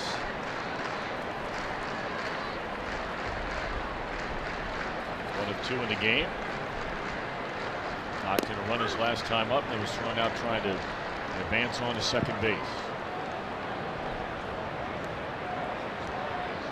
Bonilla has struck out 2. One of those reaching on a wild pitch, and now he's walked the batter. 2 on, 2 out.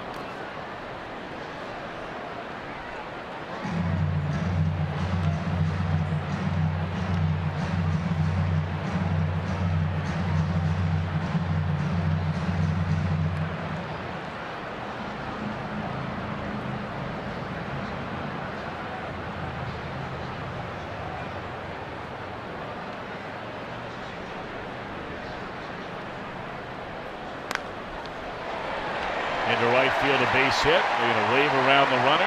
Throw will go to third. Safe at home. Safe at third. Ball goes over near the camera well, and they will give the runner Rendon home plate. Hit off a camera down there.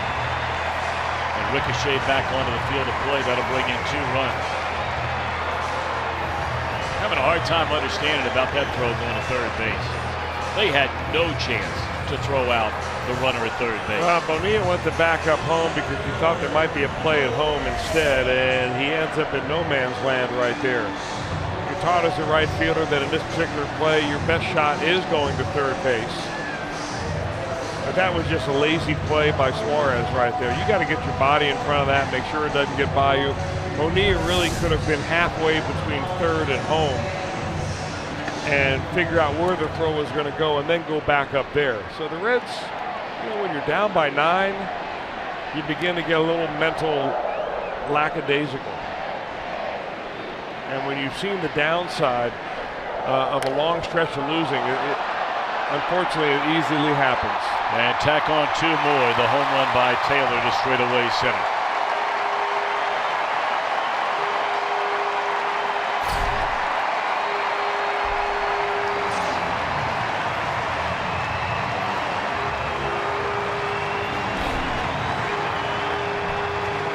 Boy, Bonilla was just rolling right along.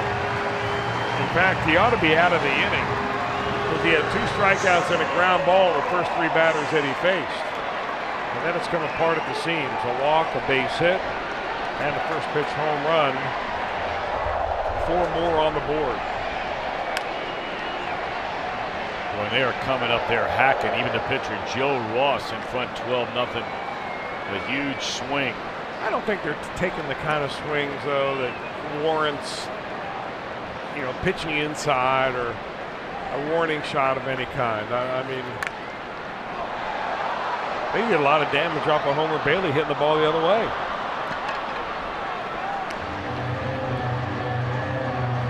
And I believe you should pitch inside. I don't believe you should retaliate just because you're getting your behind dusted a little bit. No doubt about it. It's always been silly anyway.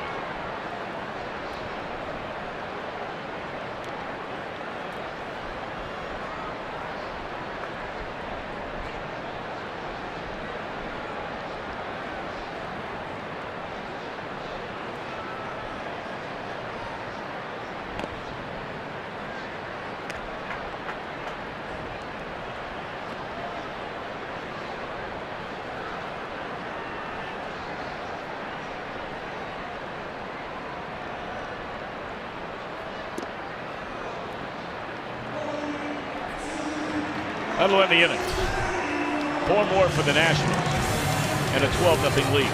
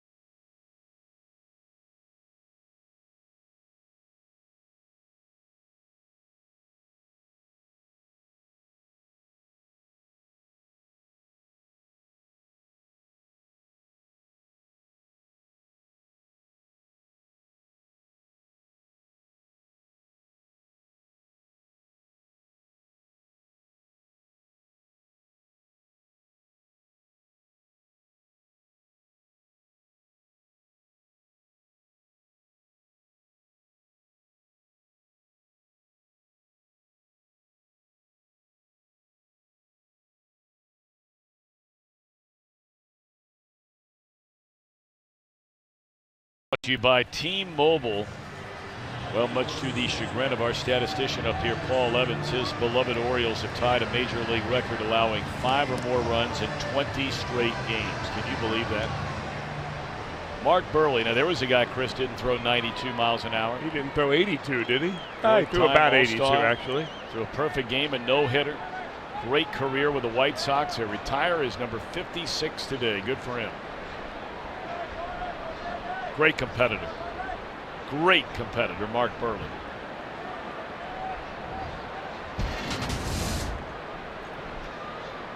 We played 4 innings here today. And it is 12-0 Washington.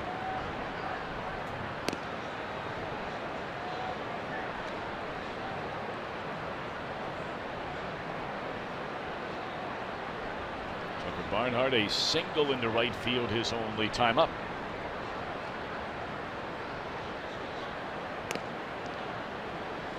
Pretty nice ballpark they have right here in the nation's capital. It is a great place for a fan to come watch a game. I mean, the layout is unique compared to most other ballparks we see. You know, a lot of them very similar. This one is pretty nice. They got a lot going on, a lot of different places for the young people, the families, picnic area outside. You get a look there underneath the big bar out there in left center field.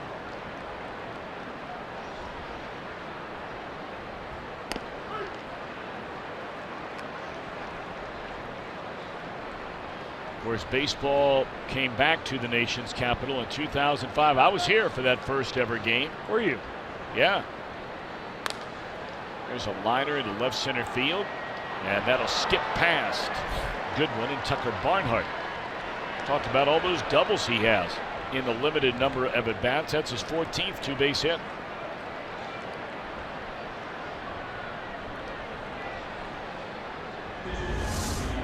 Yeah, ever since Tucker Barnhart has kind of cut his swing down, maybe his entire approach, and uses the entire field, that sweeping swing right there is really, I mean, he's always been somewhere around a 250 hitter. I mean, he's up to 270 this year as a measure of power, not home run power, but extra base power there.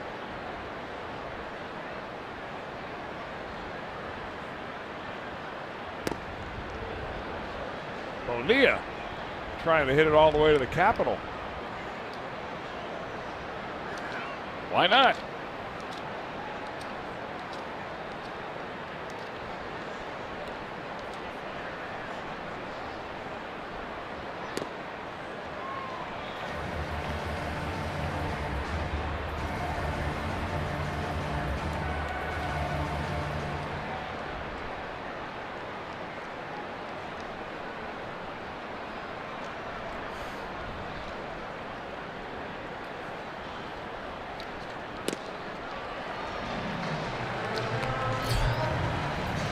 Manny out of there on strikes.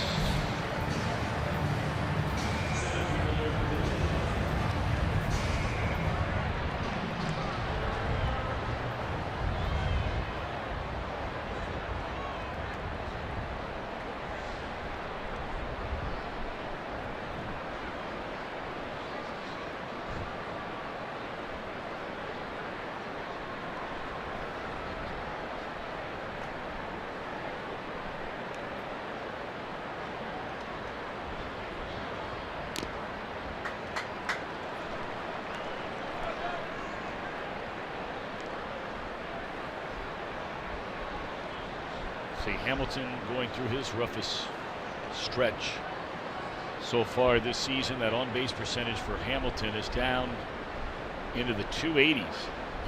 Reds need him to get it going. 1 ball and 1 strike. Fox Sports Ohio and the Reds would love to send out a couple of happy birthday wishes. Jack Lem turning 90 years young today, and we understand a big party at his house. They have the ball game on today, family and friends. Jack Lem, a happy 90th birthday, sir.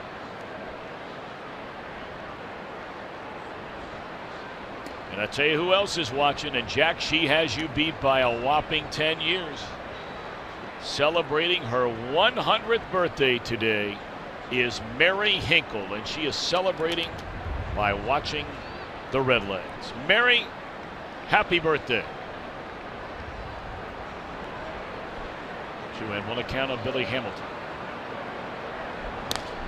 And that'll end that stretch for Billy Hamilton. A base hit into center. They'll hold the runner at third. Billy needed that one. Yes, he did.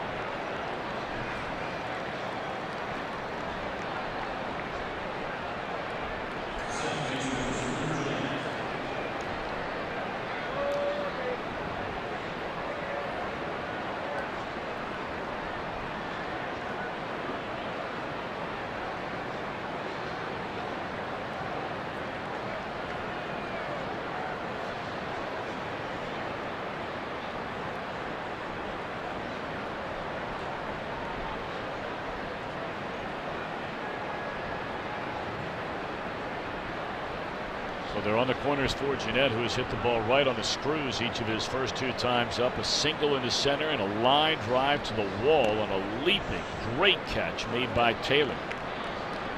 Back in the 3rd inning.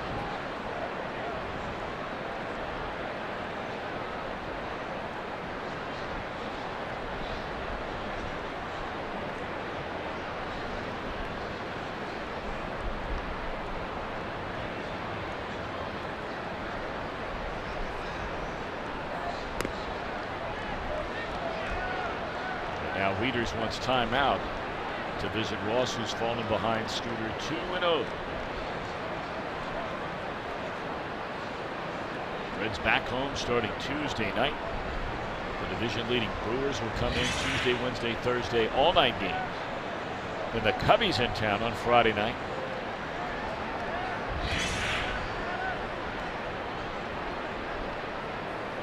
Be a 4 o'clock start on Saturday, and then a 1:10 game on Sunday before the Reds will head out west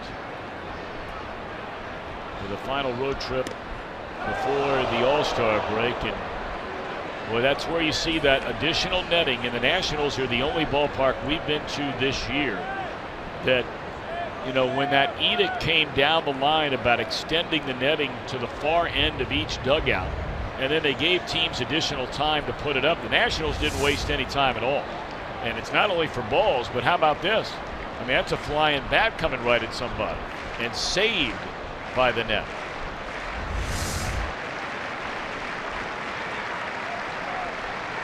Cardinals have it there.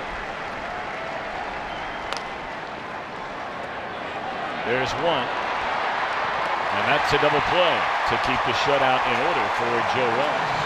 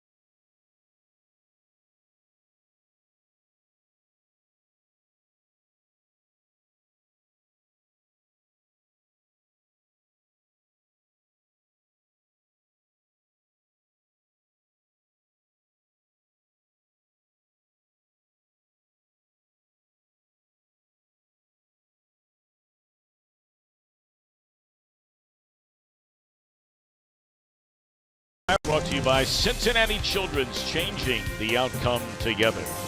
And by your local Ford dealer, Ford, go further. Always send out a special hello, this time from the White House, to all those watching at Cincinnati Children's. Hoping and praying you're having a great day, and even better one moving into tomorrow.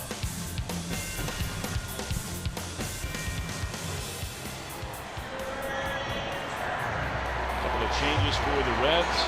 The afternoon is over for one Joseph Votto, as Kimlahan will take over for him.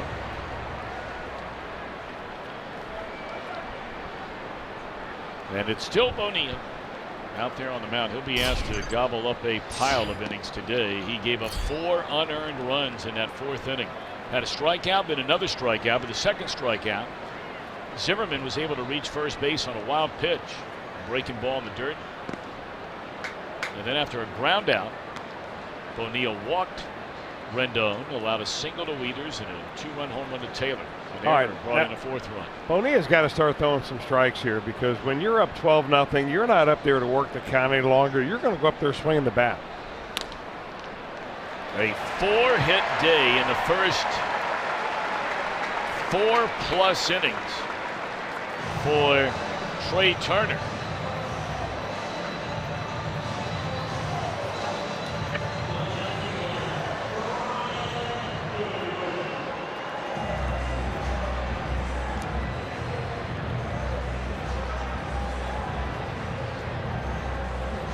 He's like a good politician, Trey Turner is. A what? He's hitting like a middle-of-the-road politician. Good politician. 2 to right, 2 to left. That sounds like a waffling politician to me.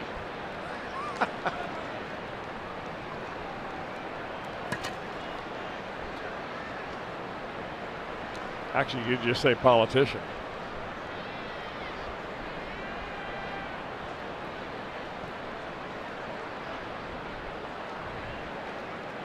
I tell you, and it doesn't matter which side of the aisle, you prefer. It doesn't matter. We had a chance to say hello to a guy last night who represents a district that runs from the east side of Cincinnati all the way, a number of counties moving east in Ohio. What an interesting guy, Brad Wenstrup. This was a guy who was a podiatrist by trade, and then after 9/11 decided that, he wanted to start making a difference, and went into the service and worked his way all the way up, number of different levels in the military, and still is a member of the reserves. Good guy. He has a lot of friends and family in and around Cincinnati.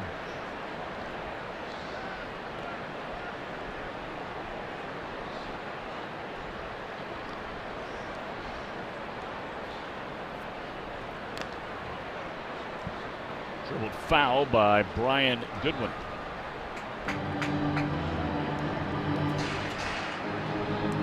Bill, appreciate you bringing him up after we talked about waffling politicians. Well, I separated myself saying one of the good guys. Just a good man, patriotic man.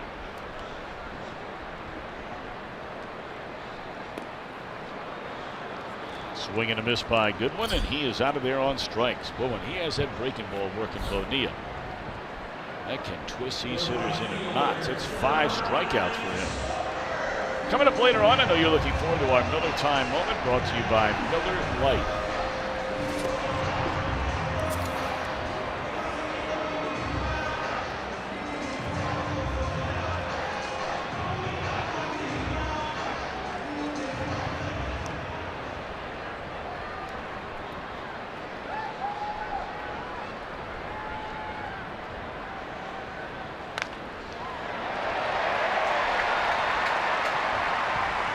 Pulled into right field, a base hit. So after striking out each of his first 3 times, Harper has a base hit.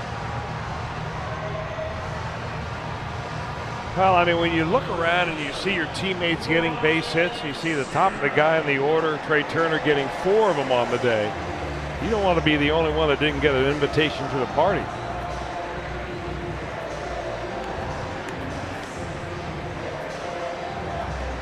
Or this is the kind of game, though, when you're down there in the Reds bullpen and that phone rings,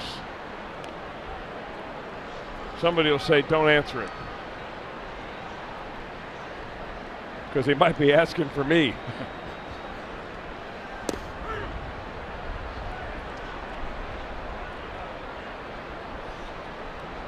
And that might be a case sometime of don't forget where you came from. Because there are 1 million plus watching this game right now that would love to get that chance. Right? Ah, tough break. That is a tough break. That'll load him up.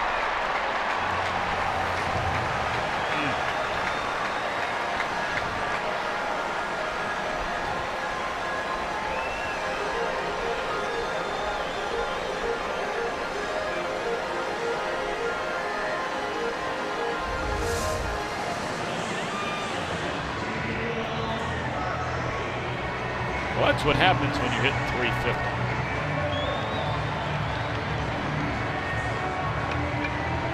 Think they scored that a hit? Gotta be. Yeah, got it. That's what I mean going. Most of the balls that go back through the middle like that deflect off a pitcher, almost always are going to be a hit. Yeah. Unless the pitcher first cleanly fields it and then bobbles it. It is a hit for Zimmerman. He's been on base now 4 times. Tucker got this one. Oh, man.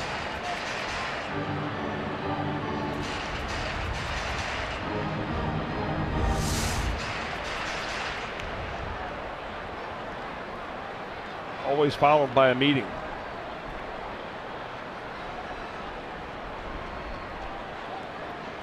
They are loaded for Daniel Murphy. He had him loaded against Bailey back in that second inning. Count went to 3-2. Runners got started, and Murphy emptied the bases with a double down into the right field corner. Murphy now with 53 runs batted in. They have 3 players in the middle of this lineup, and a 4th soon to be with 50 or more runs batted in. Harper with 56. Zimmerman with 59. Murphy with 53, and Rendon is sitting on 46. That's a lot of thunder.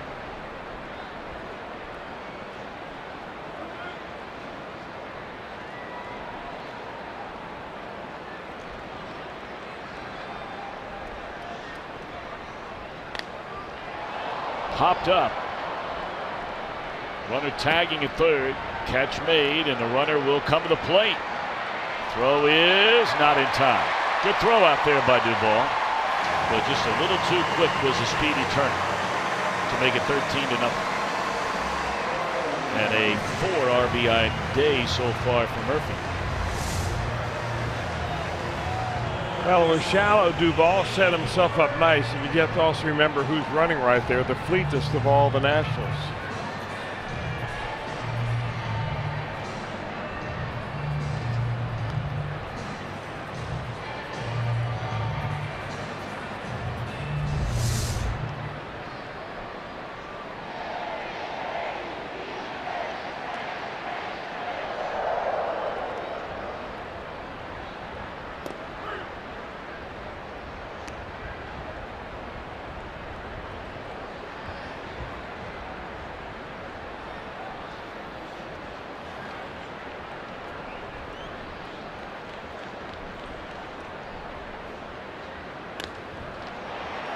Base hit in the left field by Rendon. They're going to hold the runner at third.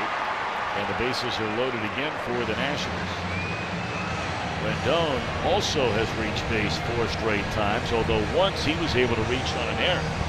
Whereas Turner has 4 hits, has scored 3 runs. Zimmerman has been on base 4 times, 2 hits, 2 walks, 2 scored. Murphy's driven in 4. Rendon on base for the 4th time, and here comes Wieters, who's been on base twice in 3 attempts. 2 outs in the inning.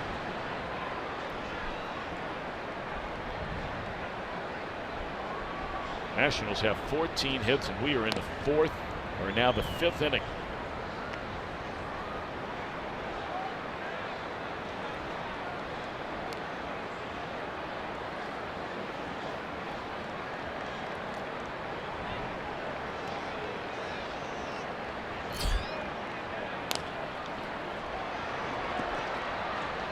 Scooter to throw out Wieters, and that will end the inning. 7 back.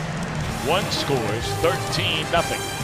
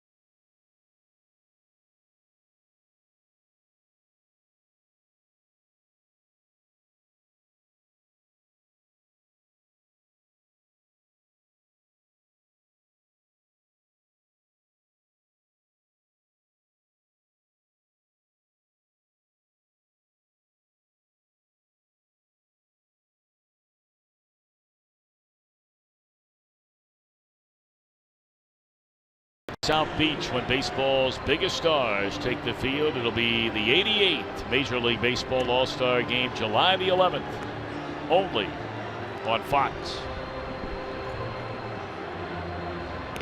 One of the guys who are candidates for the starting job at first base. I mean, that's a power position indeed this year. How about Thames and what he's done since coming to Milwaukee after playing in Korea last couple of years? Zimmerman leading the league in batting. You've got Goldschmidt, who probably today would be named the league's most valuable player. If the season ended right now, Zimmerman would be right there with him. But Zimmerman would probably, I think, come up short, don't you, Chris? Goldschmidt would probably win that. Well, you mean if it was an MVP today? Yeah, today. Yeah, I think you're probably right, but they're both probably going to be all-stars. That's why it is such a difficult ticket to get as a National League first baseman. I mean, moving forward, as good as Joey Votto is, he got off to a little bit of a slow start early. High fly ball deep into left field, Fair. down the line, and that is a home run for Patrick Kiblahan, batting for Votto.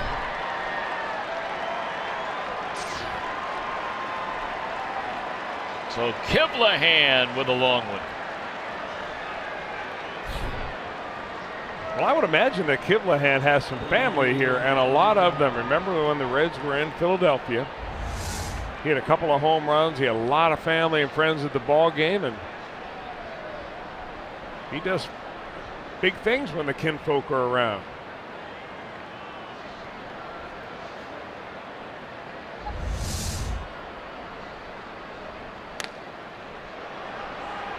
Now into deep right center field off the bat of Duvall. This one will stay in the yard.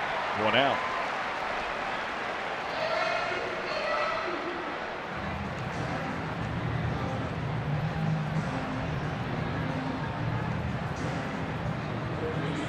Kiblahan getting the Reds on the board with that home run, his 5th of the year, leading off this 6th inning.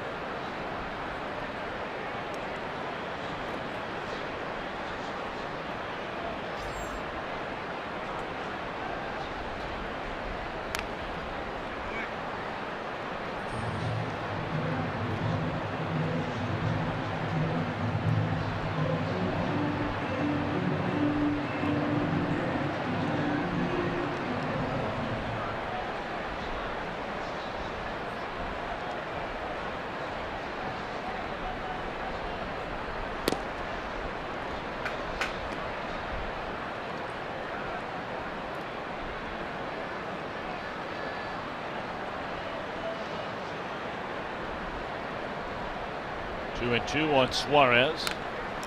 Gonna stay right there.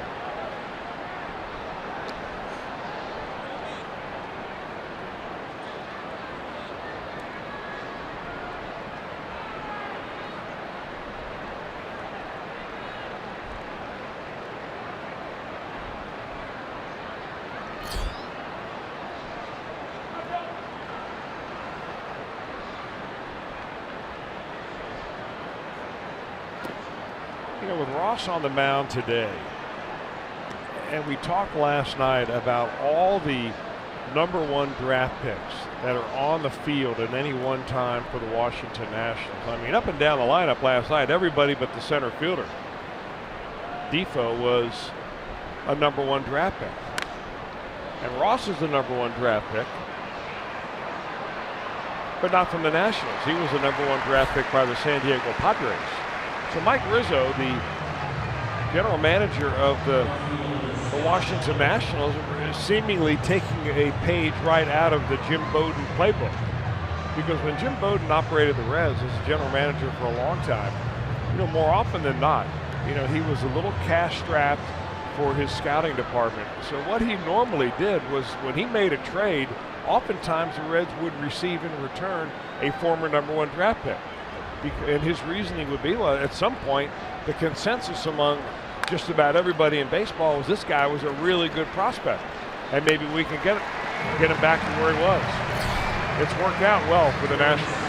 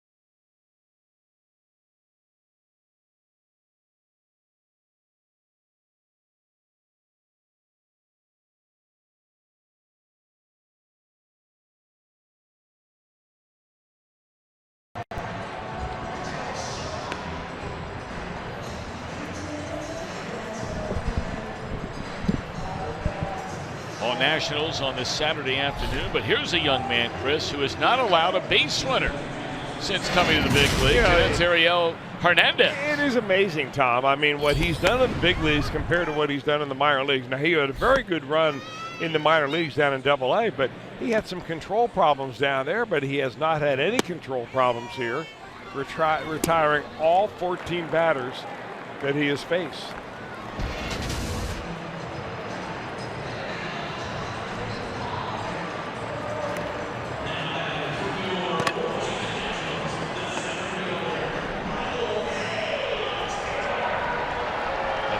Alcantara, Arismendi takes over out in right field.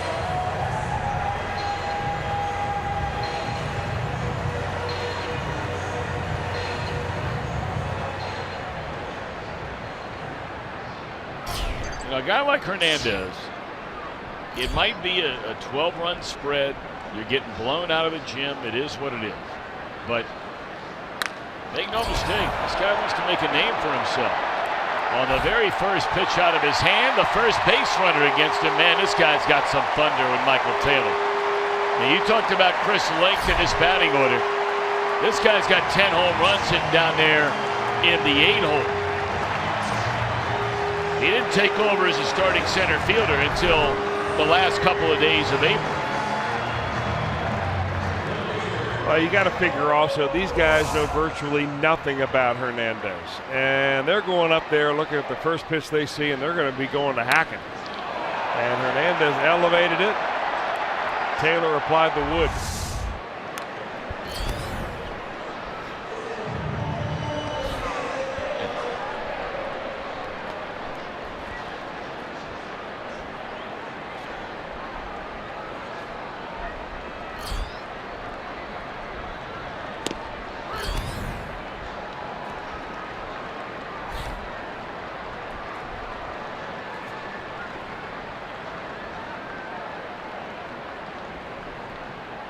Ariel Hernandez, 25 years old, turned 25 during spring training from Santo Domingo in the Dominican Republic. Last year for single-A date was a Midwest League All-Star. Spent his first 6 seasons in the Giants organization and one with Arizona before being selected by the Reds in the first round of the Rule 5 draft in 2015.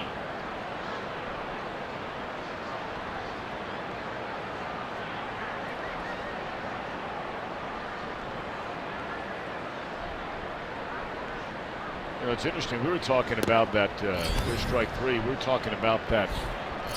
You know, that whole. Do you buy into the Baseball America when they list every team's top prospects, and then they go a step further and list them all teams combined? You know, the top prospects. You look at the Reds. At least according to Baseball America, this isn't determined by the Reds themselves. Where you have Nick Senzel is number 1. He's just been moved up to Double-A as of this week. The next 3 we have seen with a major league club and subsequently sent down to the minor leagues, and Cody Reed, Amir Garrett as of today, and Robert Stevenson a week ago. Then you have outfielders Taylor Trammell, Jesse Winker today was sent down to the minor leagues to make room for Homer Bailey. Aristides Aquino, an outfielder, number 7. Sal Romano, who made 1 start with a big league club. He's been in the minor leagues. Vladimir Gutierrez, a right-hander, and then the catcher, number 1 pick a couple of years ago, Tyler Stevenson. Hernandez, the guy you're looking at right now, is ranked number 21. I mean, can he really be with this kind of stuff that far down the food chain? 21? I don't know. In one way, you hope so. Well, yeah. That means by, you know, somebody's expert opinion that there are 20 players actually better than Hernandez. Right?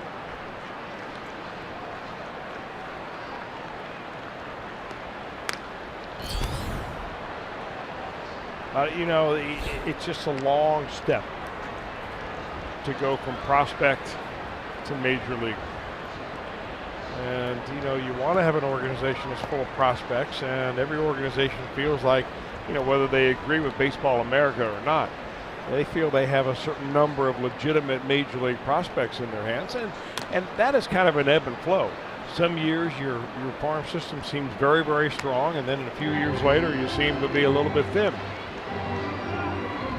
Or you're strong at one level, say pitching, and then you're not so strong in everyday players, and then vice versa a few years later. But until you come up here and prove yourself, that's all you are as a prospect. I remember a clubhouse talk after a ball game by a minor league manager that was not happy about the way we played. And he said to us, "You think you're a bunch of prospects? Well, tomorrow you might be suspects, and then the day after that you might be rejects." That's right. That's exactly right. Trey Turner has just reached base for the 5th straight time in this game. Senior citizens out there, thanks to St. Elizabeth Healthcare Orthopedics. You can See the Reds and the Brewers June the 28th at half price. Plus, you'll get same-day admission to the Reds Hall of Fame and Museum. Make a great day out of it. Call 513-381-REDS or visit Reds.com. Some restrictions apply.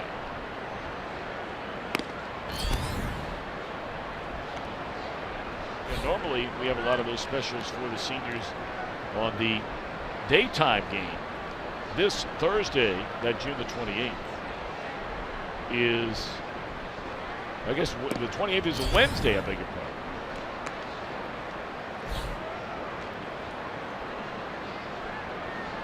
But Thursday this week is a night game against the Brewers.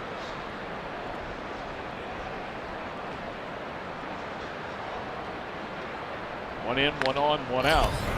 This ball into left field. Back up new ball for the second out of the inning.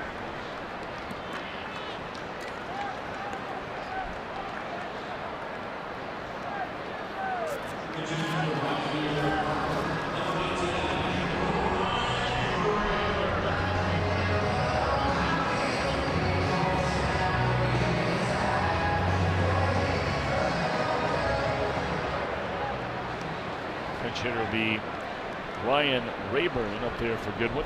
Saw him late in the game last night. He was with the Reds during training camp this year.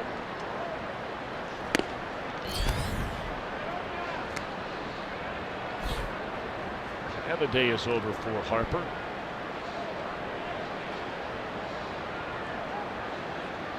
Had one hit in 4 at-bats.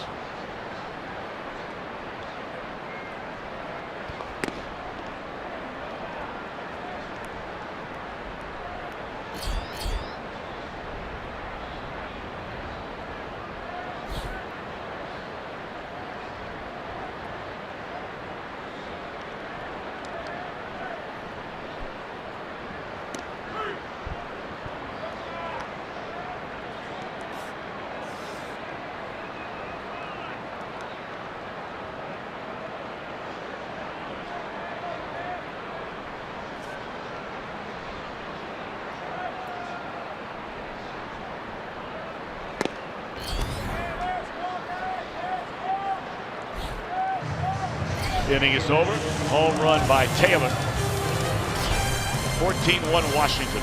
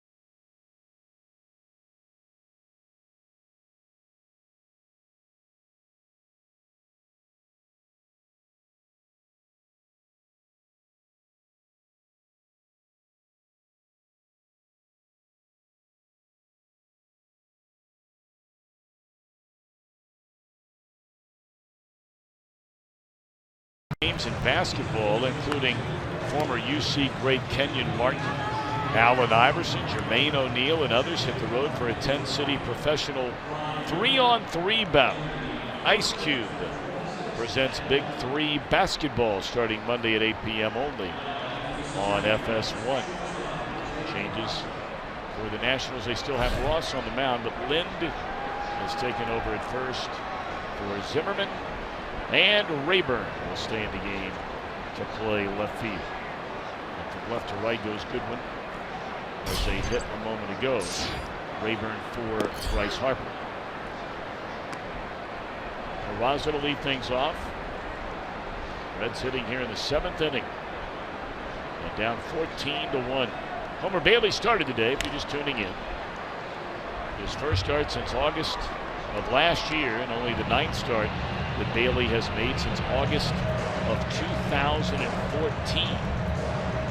He's had 3 elbow surgeries since then, 2 major ones performed by Dr. Timothy Krenchek. Fly ball into right will back up Goodwin, 1 out. Today Bailey lasting an inning and 2/3, allowed 6 hit, 8 earned runs. He walked 3 and struck out 2. But you know, the bottom line is you hope that he says he feels good after the game. And of course, I know you were very much looking forward to having Bailey back and looking even more forward now to round 2 of Homer Bailey. Well, I think, you know, don't even look at round 2, Tom. I really believe that it takes 3 or 4 starts at this level to get back into it. He missed a lot of time. Now, if you're on the DL for, you know, 2 weeks or 3 weeks, and you come back, you expect to be that first game. That first game back off the DL is normally a very good one. But when you're out, really, for an extended period of time, it just takes a while.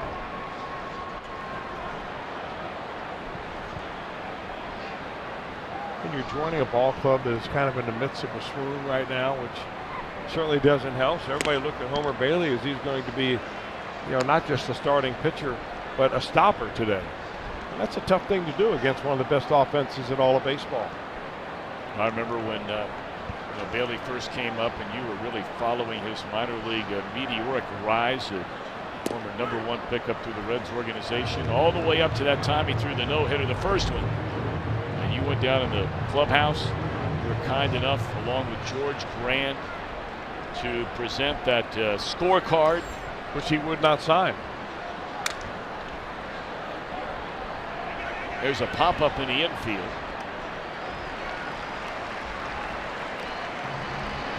No, I offered it to him. I said, here's a scorecard and all the game notes and so on of the game. And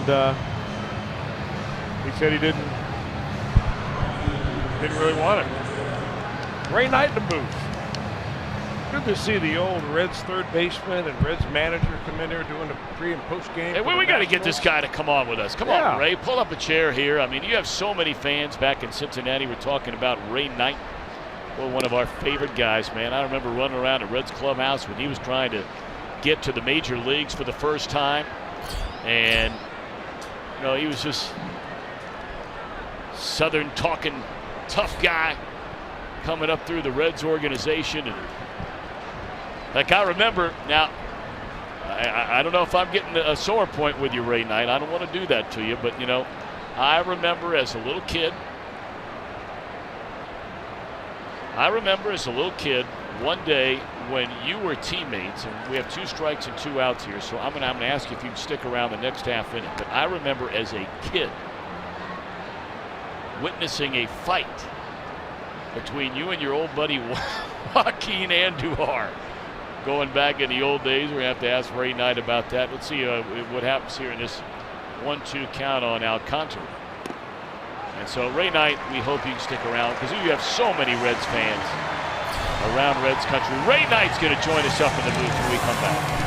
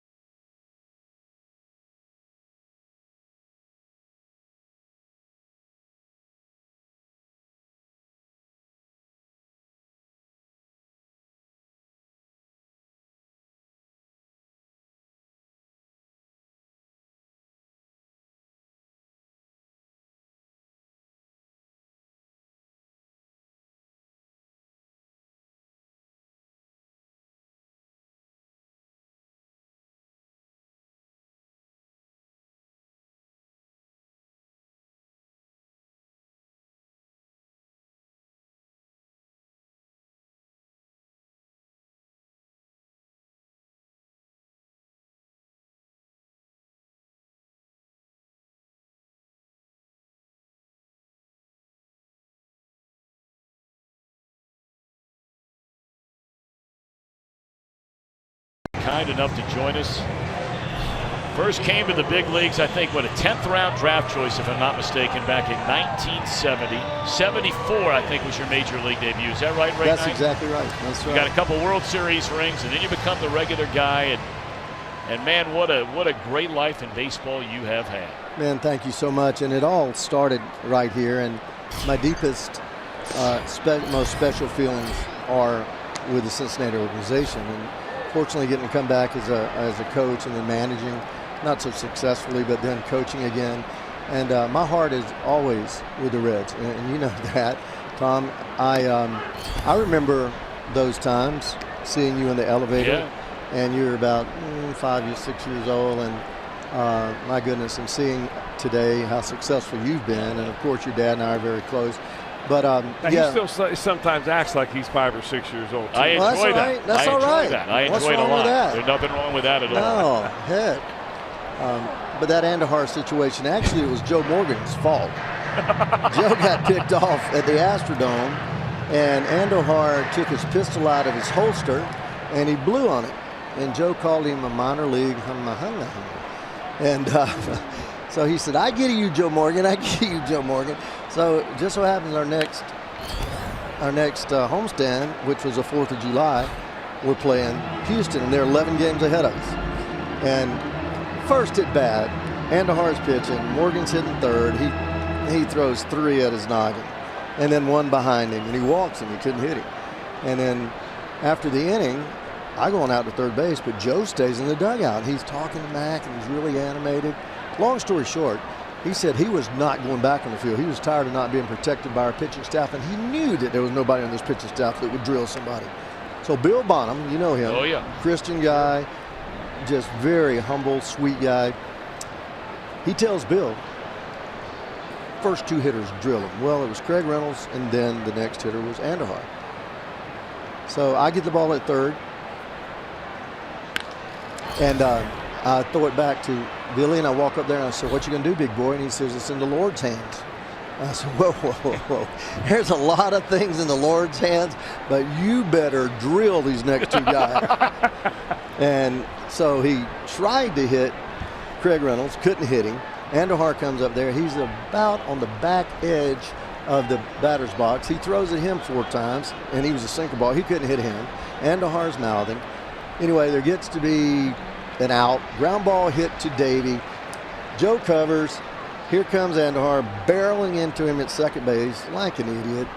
And I'll cut a little ground ball to shortstop. Thank you. And so they were just mouthing at each other. But then Andujar started cursing and started across the field. And I just went up to him and I said, hey, man, this is a man's game. You throw at people, you're going to expect to get thrown at. Get your butt in the dugout. Well, he got in the dugout, didn't say anything, then he started yelling. From the dugout. From the dugout. Right. And he just kept yelling, and I just got tired of it. And I invited all of them out there. And he and Cedeno came, and we hooked it up a little bit. And but you know what? Within about 3 weeks, we were within 4 games, and we ended up winning the division. How about that? So I think it turned us around a little bit.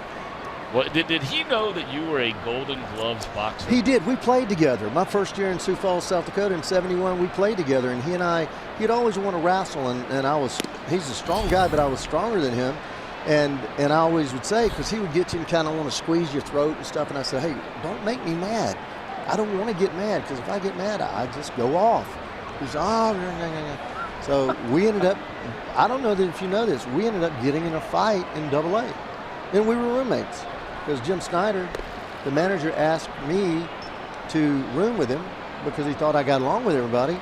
So I roomed with him, and Tom Carroll got sent down that next day from AAA. We're watching TV.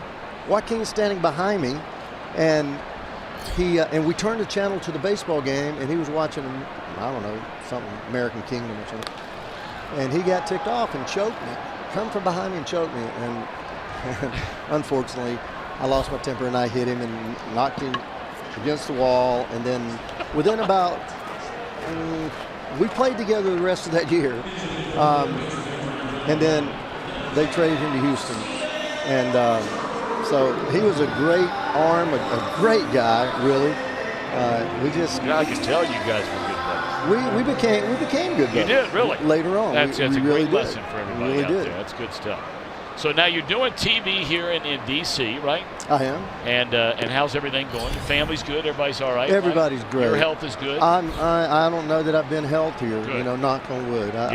You look great. I've lost about 30 pounds, and I love the city. I love this ball club. They've spent a lot of money to acquire really good players, and our pitching staff is so solid. Bullpen, not so much, but they're growing. A lot of young arms, and when you're winning, it's just great to come to the. And in this, my job, just pre and post game, and then I'm going to be in Cincinnati actually, first 4 games after the All-Star game. Right. I'm going to come up and do the 4 games and play golf with Chris. See if I can give him some of my money. Well, you'll give him some. I will. This guy, know he it. is the ultimate Oh my God. player. You know, I invited him out to my place to Colorado when I was managing. He and Nuxie and your dad and That was out at Keystone. At Keystone, Yeah. and he took all of my. He hits a 2-iron about 255 yards out there, and I said, "Wait a minute." That was a long time ago, Ray. This guy's taking money that from yesterday? O'Neill and all of them. Seems like That was yesterday, doesn't it? yesterday. Yeah. This guy's taking cash from Paul O'Neill and all those guys regularly. These guys have cash to spare. Oh yeah. Just trying to lighten the load a little bit. Well, Ray, you have so many fans. I mean, and you know what? And it speaks volumes to what kind of guy you've always been. I mean, you're the kind of guy, and there aren't many people you meet in your life, and I sincerely mean this. There aren't a lot of people in your life that when you get around them and they walk out of the room, you're like, man, that made my day a lot better. You've always been that kind of guy. You always have been. Tom, that's so sweet. It's the truth. It is the truth. Well, that's really sweet, and I love people. I think it's growing up in the South is Right. know.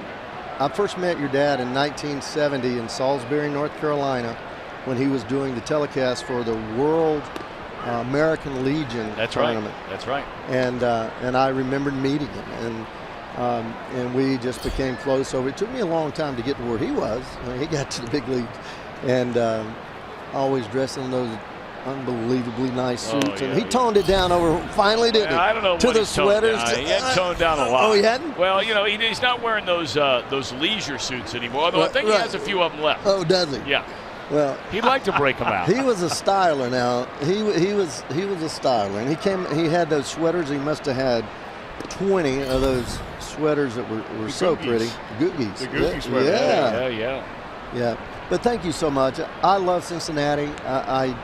My son was born there. My career started there, and my deepest friendships go back to there. And and I count you and Chris as 2 of those people that just mean a great deal to me. You're the best, man. It's Well, I great to see you, appreciate it. buddy. All right, Go buddy. to It was work. good to All right, spend go time work with you. for a living. I got to go We'll do see you in something. Cincinnati in a couple of weeks. All right, Great guys. night. See you. Thank Good you. stuff. Thank you.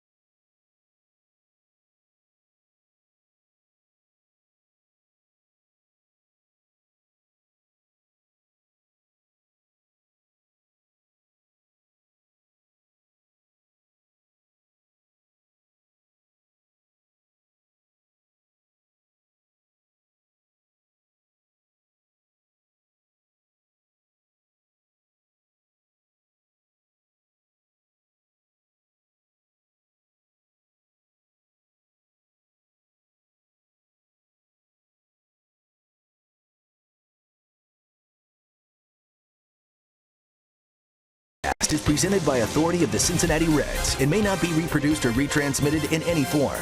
And the accounts and descriptions of this game may not be disseminated without the express written consent of the Cincinnati Reds. Let's take a look at our Honda game summary. First start back today for Homer Bailey, and the Nationals jumped on him today. They wound up scoring 8 runs in an inning and 2/3 for Bailey. Michael Taylor's had a big day among many of the Nationals. He has a pair of home runs, 3 hits. He's knocked in 3, scored 3. And Kiblahan has accounted for the lone Reds run in the game when he hit a home run leading off the 6th inning. Here we are in the 8th. They got a strong performance in the Nationals out of starter Joe Ross. Take a look at this statistic. The amount of time spent on offense today. Wow. Well, it's kind of like the score, actually. It's lopsided. You may want to call it possession time. Time of possession, that's right. And the Reds may want to go, maybe go away from the running game and go to the game in the air to try to catch up a little bit here this afternoon. Well, Joe Blanton is on the mound. He takes over for Joe Ross. And another former #1 draft pick by the Washington Nationals. It is uncanny as you look through this lineup and this roster. Blanton drafted out of the University of Kentucky. First round, 2002. After coming out of high school at Franklin Simpson High School in Franklin, Kentucky. Now 36 years old, Joe is. He's had quite a career, hasn't he? Billy Hamilton, a base hit. Well, anytime you can spend more than a dozen years in the big leagues, you've had a heck of a career. He is working now on his 13th season.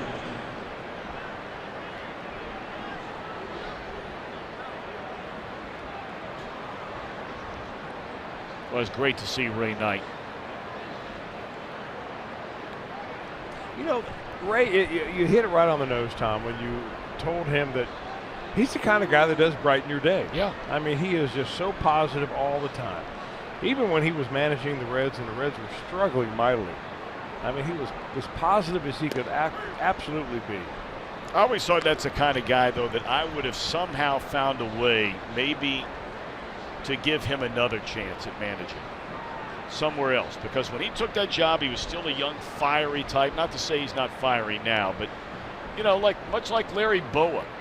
You know, Ray Knight and Larry Bowa are very similar in that fire inside of them, you know, and especially as younger men. I mean, Bowa certainly has never lost it even now as a bench coach to Pete Buchanan in Philadelphia. But, you know, maybe you did some things differently than you would do them 8 years, 10 years later. Were you given the opportunity to do it again? Well, the first year he had the team was 1996. And those were back in the days. Well, Barry Larkin was your main guy. Hal Morris, Brett Boone was on the team, Joe Oliver, Willie Green, Eric Davis, Reggie Sanders. Well, you were taking over for Davey Johnson after Davey Johnson had taken you to the National League Championship Series the year before, right? Yep. That was the year, actually, that Jeff Brantley had 44 saves that year. He, along with Jeff Shaw and Hector Carrasco and Johnny Ruffin and Big Lee Smith in the bullpen.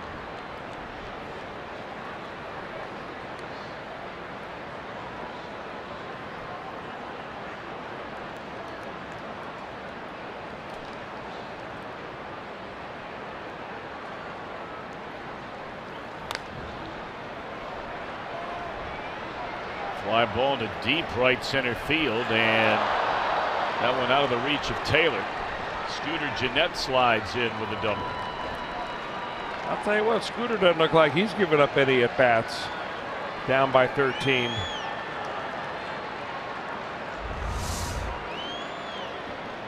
I mean, the ball, look at the swing on an off-speed pitch, off balance, down around the dirt. And this ball goes off the wall. I mean, the ball is absolutely just exploding off his bat. You know, it's funny, after he had that game where he hit 4 home runs, and everybody thought, well, you got to have a lucky day if you're going to hit 4 home runs, and I guess there's a little bit of truth to that, but you have to have some skill level, and you have to be locked in. And he said that he had been making some adjustments to his approach and his hitting. And the one thing that he started doing that he had not been doing is using his hands more. And it just sounds very simple. But, I mean, just sometimes a simple adjustment on the part of a hitter or a pitcher can make a huge difference. And boy, he's been just scalding the ball ever since.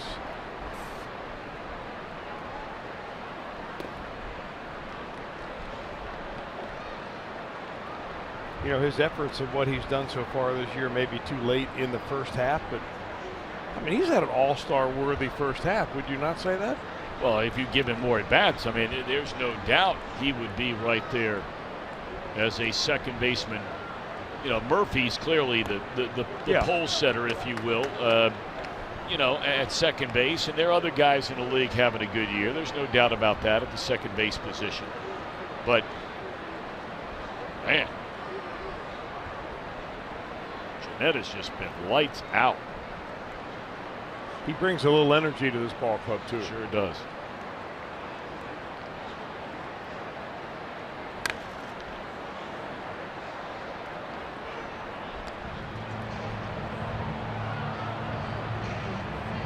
Well, a week from yesterday, we're going to have another Fireworks Friday, June the 30th. The Reds take on the Cubs. You can be there as low as $12, and we'll have the big post-game fireworks show presented by Cooper Tire. Log on to Reds.com for more information. I look back on that roster that Ray Knight had in 1996. He managed in 97 too, and was let go after that. Well, if you remember in 96, and that'll bring in a run on an infield hit, they were a 500 team. They were 81 up and 81 down, and they finished in third in the division. He did not even make it 2/3 of the next year and was fired. That's right. Lenny Harris was on that team. Really likable guy. Jeff Branson, Sabo was on that team towards the end. He was 34 then. Kevin Mitchell. Vince Coleman was even on that club. And the young Chad Mottola. I would love to have seen him get another chance at it. Yeah. Or at least maybe hang a little longer and see how it played out. He's getting ready now in the post-game set. Reds have put together 3 straight hits to scratch out a run. Still nobody out. They have theirs set up, their condominium, to borrow Jim Day's term, out in left center field, and that's a primary entering and exiting point, as we talked about last night, for most fans that come to this ballpark. And so a lot of the fans walking out. In fact, we saw Ray walking out of the ballpark going our way out of here last night. Well, we were walking out, and he was right there in the post-game set. It's a nice setup out there. It is a nice setup. Now they don't have the drink rail where the fans can come up and pound on the metal and make that noise like we do for Jim Day. Now, Jim Day is unique, and his condominium in Cincinnati is top of the line there. Oh, there's no doubt. And he loves it more than ever. The more noise, the better. When you get out there at home and they get fired up after a Reds win, I mean, Jim Day just gets fired up with you. Well, I mean, it's great. On that drink rail. You know, you sit and talk to Jim Day about it, and you'll see him the next day, and you're like, man, you had it going on out there last night. He says, man, tells us every day. Says, those people can't make enough noise for me. So they're yelling and screaming, and he said it makes you feel good. Jim? Stop egging people on. We're not egging anybody on. You know you love it down there when they're doing that. Hey, they're keeping me employed. Those are my people. There's no doubt about that. So bring in another run on the fly ball to center by Suarez, tagging and scoring Jeanette.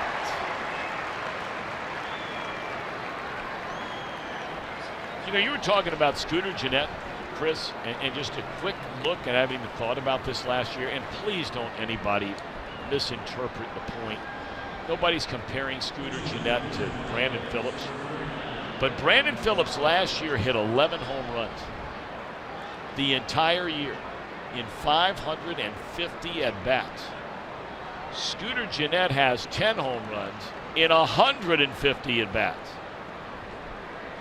And Scooter with the 38 RBIs is only 26 away from Phillips' season total last year. And he's not playing every day. In fact, most days he doesn't start. Here's Mesoraco.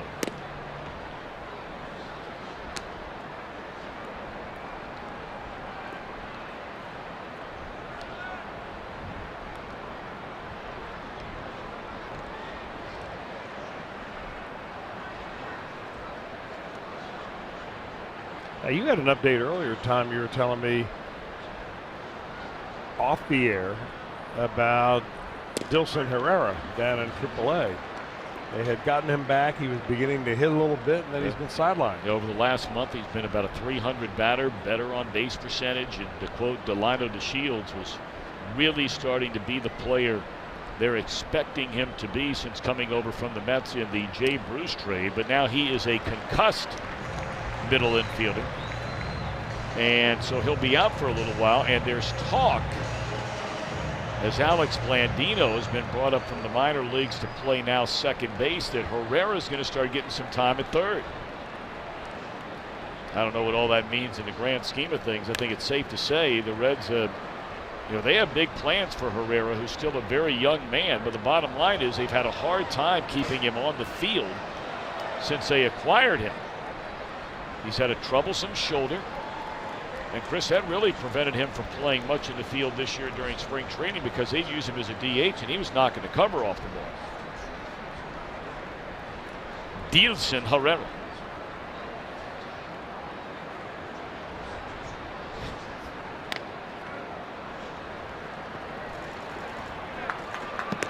And the runner is out. Oh, boy. Now they're going to review that one. Yeah. That's wishful thinking, I think, on the first base umpire, Brian Honora.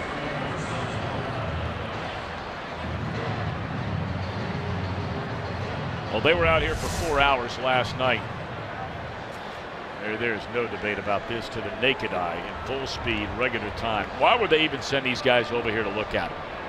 I mean, this is like the all-time. This may be the fastest review on history right here. Let's put the timer on it. Ready? Go.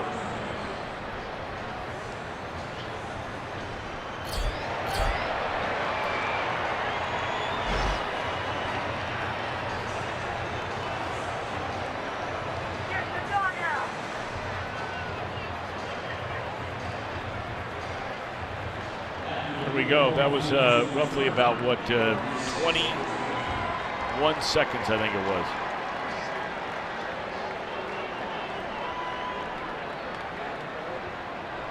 Swinging to Summer tomorrow, the Reds and the Nationals. Reds Live gets underway at 1 o'clock. Swing into Summer on Fox Sports Ohio and Fox Sports Go, presented by Click It or Ticket. For those in the right field stands, upper deck, second deck, they've been basking in that sunshine all day long. It's late afternoon in Washington, D.C.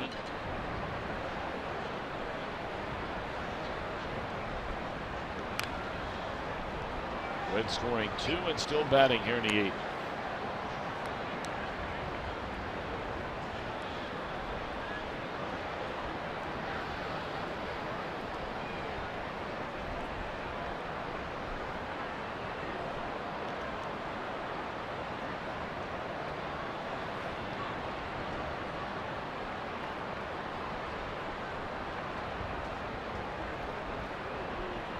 Oh.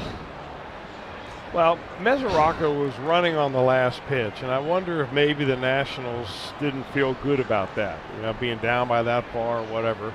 So they brought the first baseman in to play in behind him a little bit to tighten him up, and then now Blanton has stepped off. Short right center. This will be handled by the second baseman, Deedford. That will end the inning.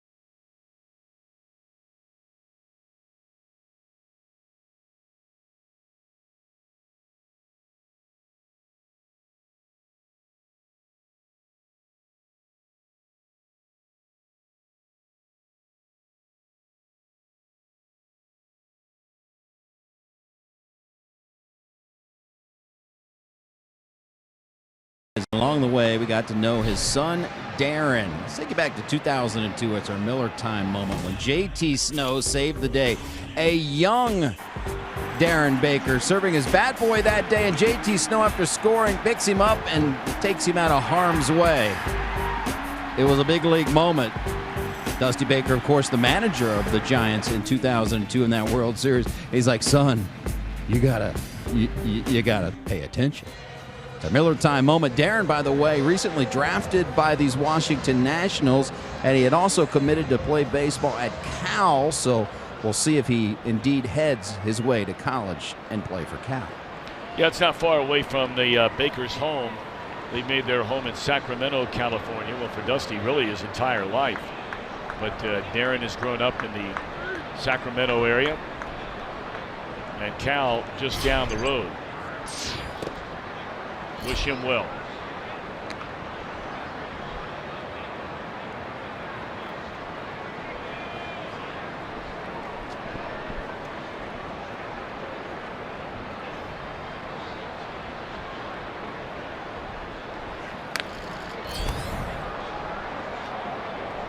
That was the team, and the only team, that Dusty Baker, during what has been an excellent run as a major league manager. I mean, he's taken multiple teams to the playoffs. In fact, everywhere he's managed, his teams have gone to the playoffs, starting back with the Giants, moving on to the Cubs,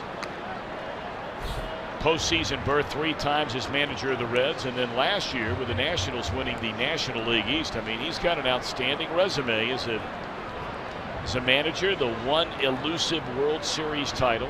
That video we showed you was during the 2002 World Series, the only time Baker had a team go to the Fall Classic.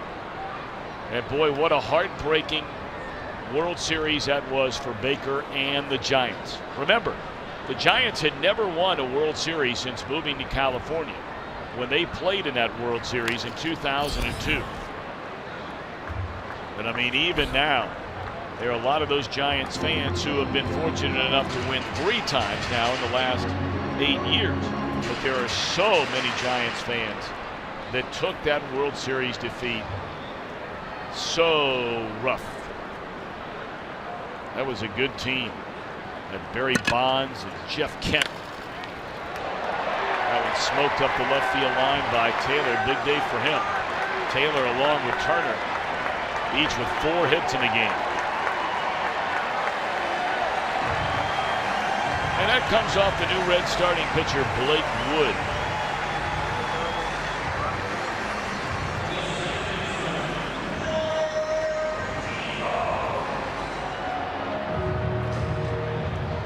Following each and every Reds game here on Fox Sports Ohio. Make sure to stick around for Reds Live, brought to you by Performance Kings Hyundai. We'll break it all down. Coming up on Fox Sports Ohio.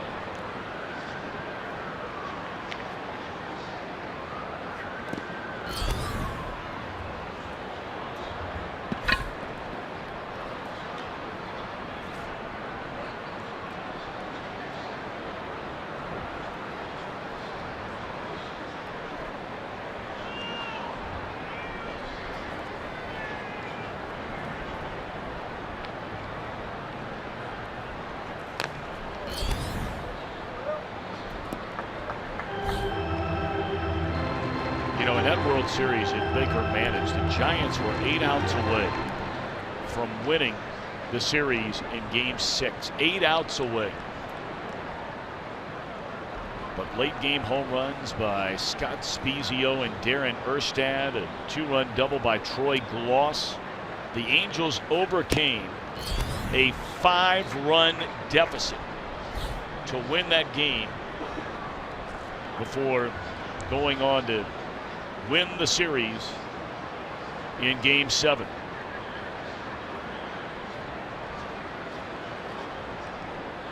And that's still the only appearance in the Fall Classic ever in the history of the Angels organization.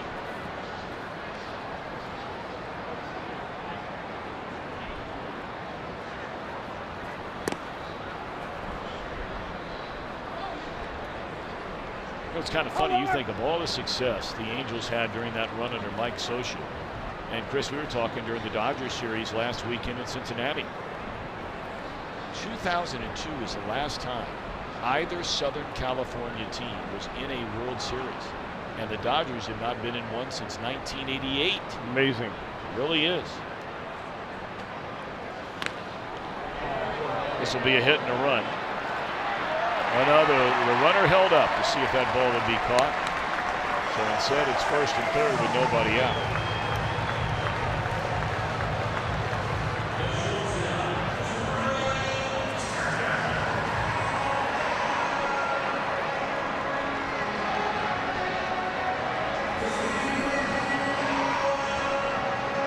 We'll see if Trey Turner can be on base 6 times or not, or maybe the Reds can thwart him just this once.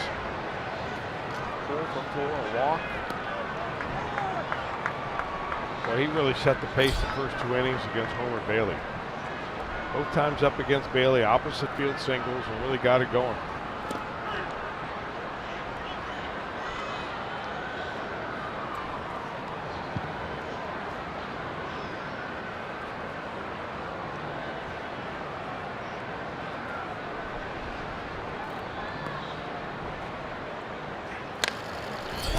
There's another base hit.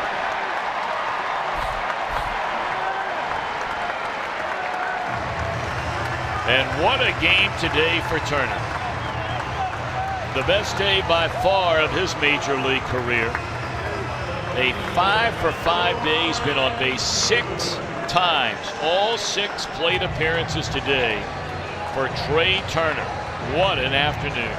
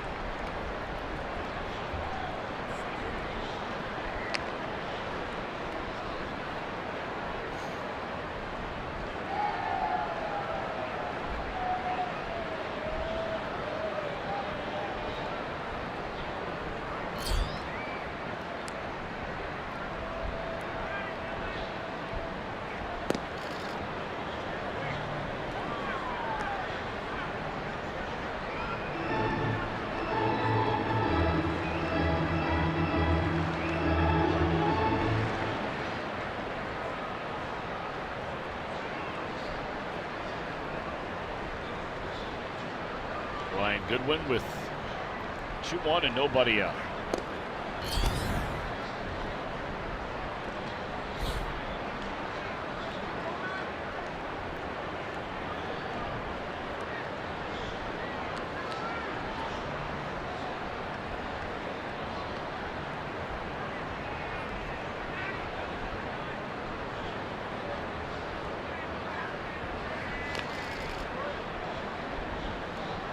Started with a double, then a single.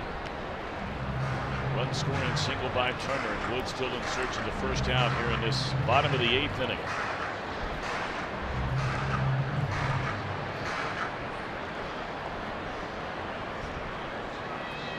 Atlanta in front of Milwaukee that game in the 9th. Milwaukee batting, trailing 3-1. This ball is killed. And that's one hop against a wall. 1 run will score, and they'll hold a second runner, Turner at third. RBI double by Goodwin. And the hits just keep on coming. 4 in a row against Blake Wood coming out of the Reds bullpen. 2 runs. Yeah, that's the kind of inning that you hope if you're Wood, you just come out there and you kind of sneak under the radar and get a quick 1, 2, 3. Now you see your numbers jump up a little bit.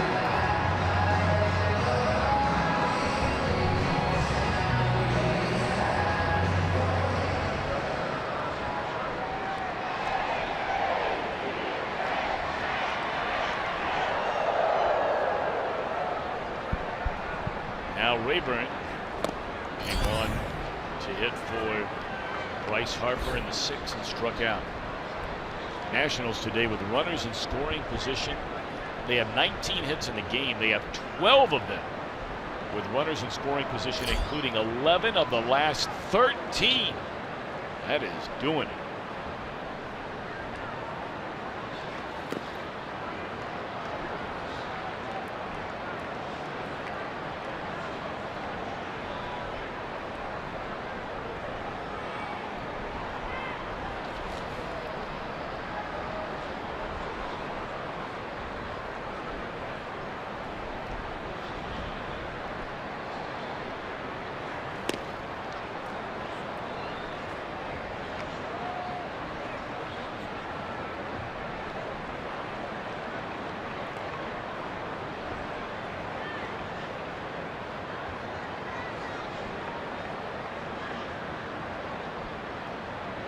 Leano the count on Rayburn.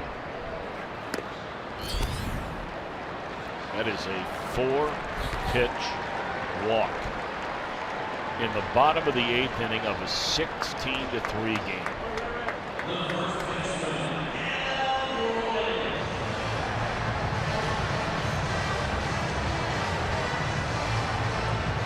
Well, this 8th inning is going to belong to Blake Wood. Yeah, there's nobody up in that Reds bullpen. In fact, nobody's moving around at all.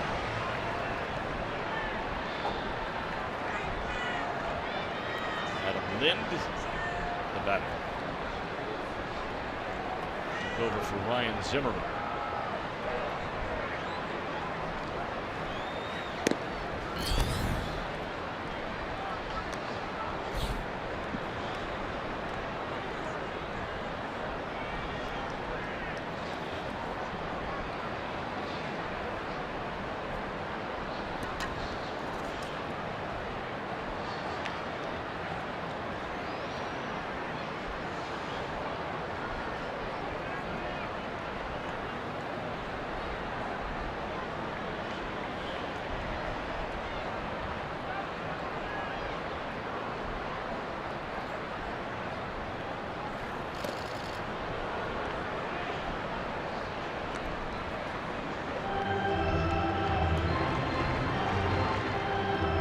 Look at some of the players this Nationals team can turn to if either somebody were to get hurt or ask somebody to come off the bench and get a big hit.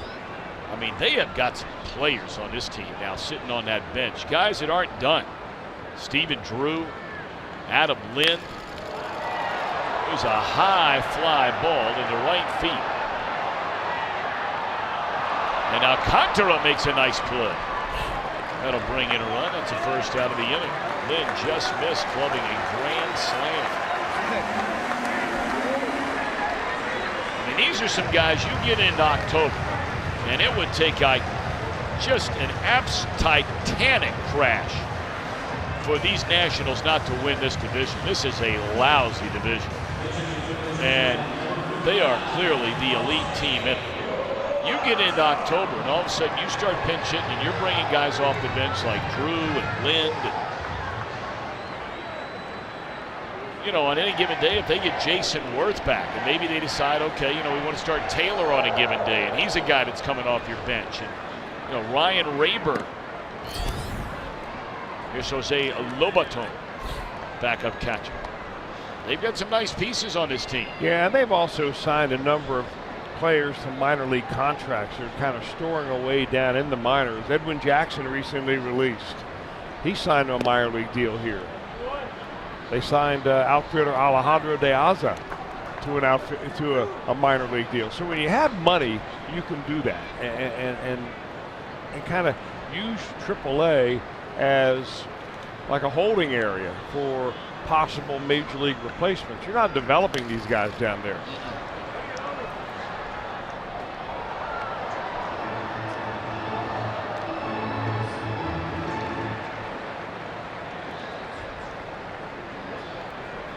But they got a long way to go with their bullpen. When you start comparing the bullpens around that we have seen, well, there's no doubt. And this is the one area, of course, that Dusty Baker has always said is probably the most important part of your ball club is the bullpen. And they've been remarkably successful on the road, the Nationals have, despite not having a good bullpen, which is usually the mark of a good road team.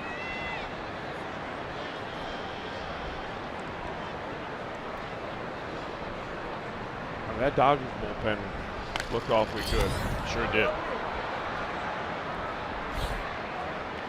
So the Nationals right now can't say the game is over after 7 innings or game is over after 6 innings.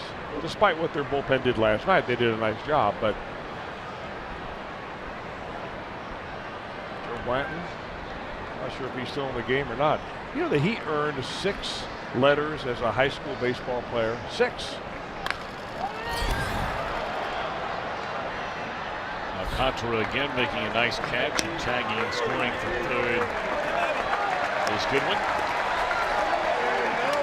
So in order to earn 6 letters as a high school baseball player, you got to make the team, what, 7th grade? A 7th grader. Small little country towns, that happens a lot. He's from Bowling Green, and that's exactly what happened there. Although that's not exactly a tiny little town. Well, maybe no, that part of Bowling Green is a big town. But the high school that he went to. Yes. Because what school is that? Is that Western Kentucky is in Bowling Green, Western Kentucky University? Yes. Yeah.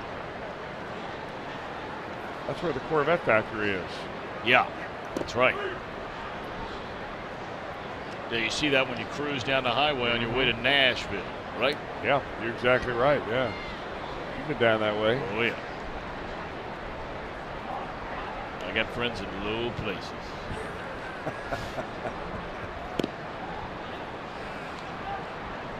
When a beer chases my blues away.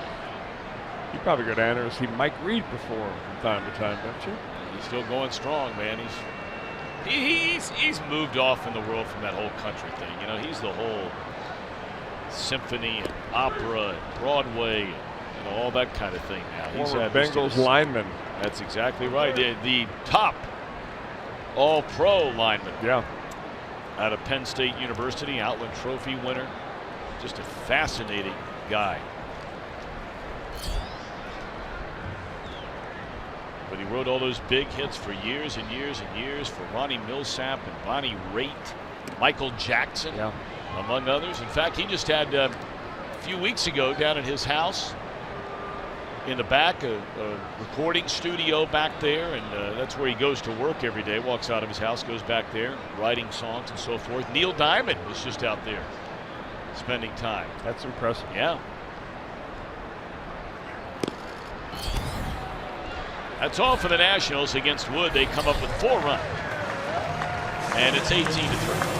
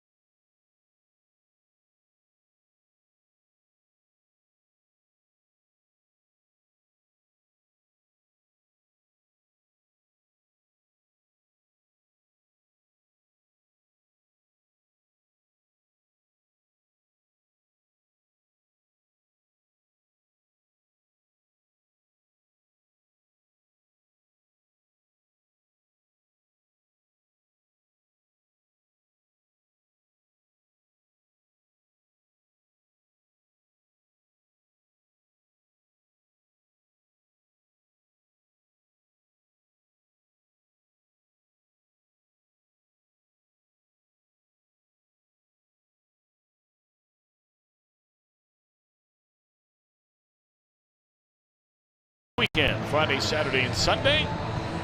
For tickets, visit Reds.com. Jacob Turner takes over on the mound. Joe Blanton, 1 inning, 4 hits, 2 runs. But it's been the Nationals' day today after a tight one, extra inning battle, 1-run game last night. This one pretty much in hand early on. 2 in the first, 6 in the second for the Nationals, and never looking back. An 18-3 lead.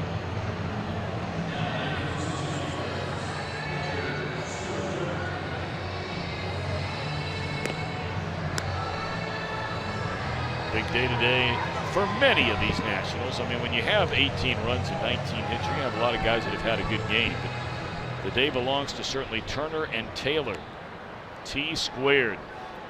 Turner 5 for 5, has scored 4 runs, knocked in a run, been on base 6 plate appearances, all 6 today.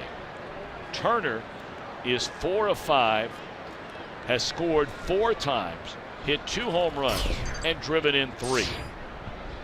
Turner and Taylor for the Nationals today. And now another Turner.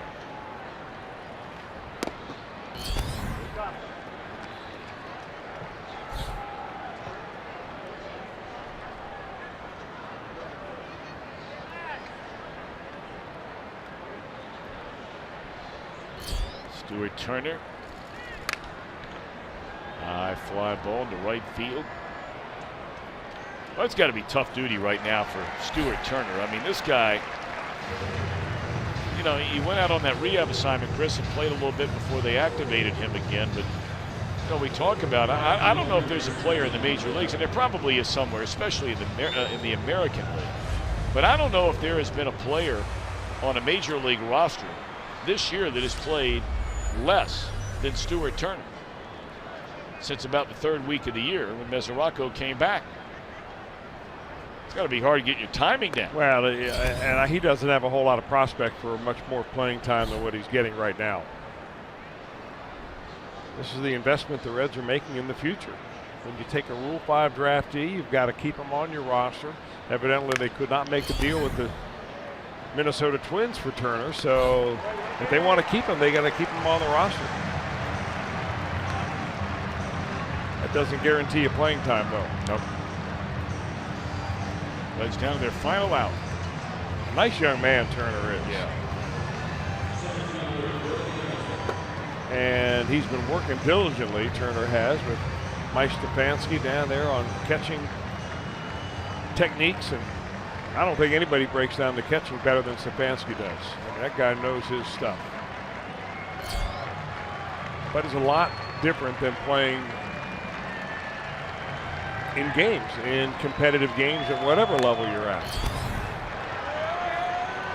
They saw to wrap it up, and mercifully it will. 18-3, the final for the Nationals. Back with more in a moment.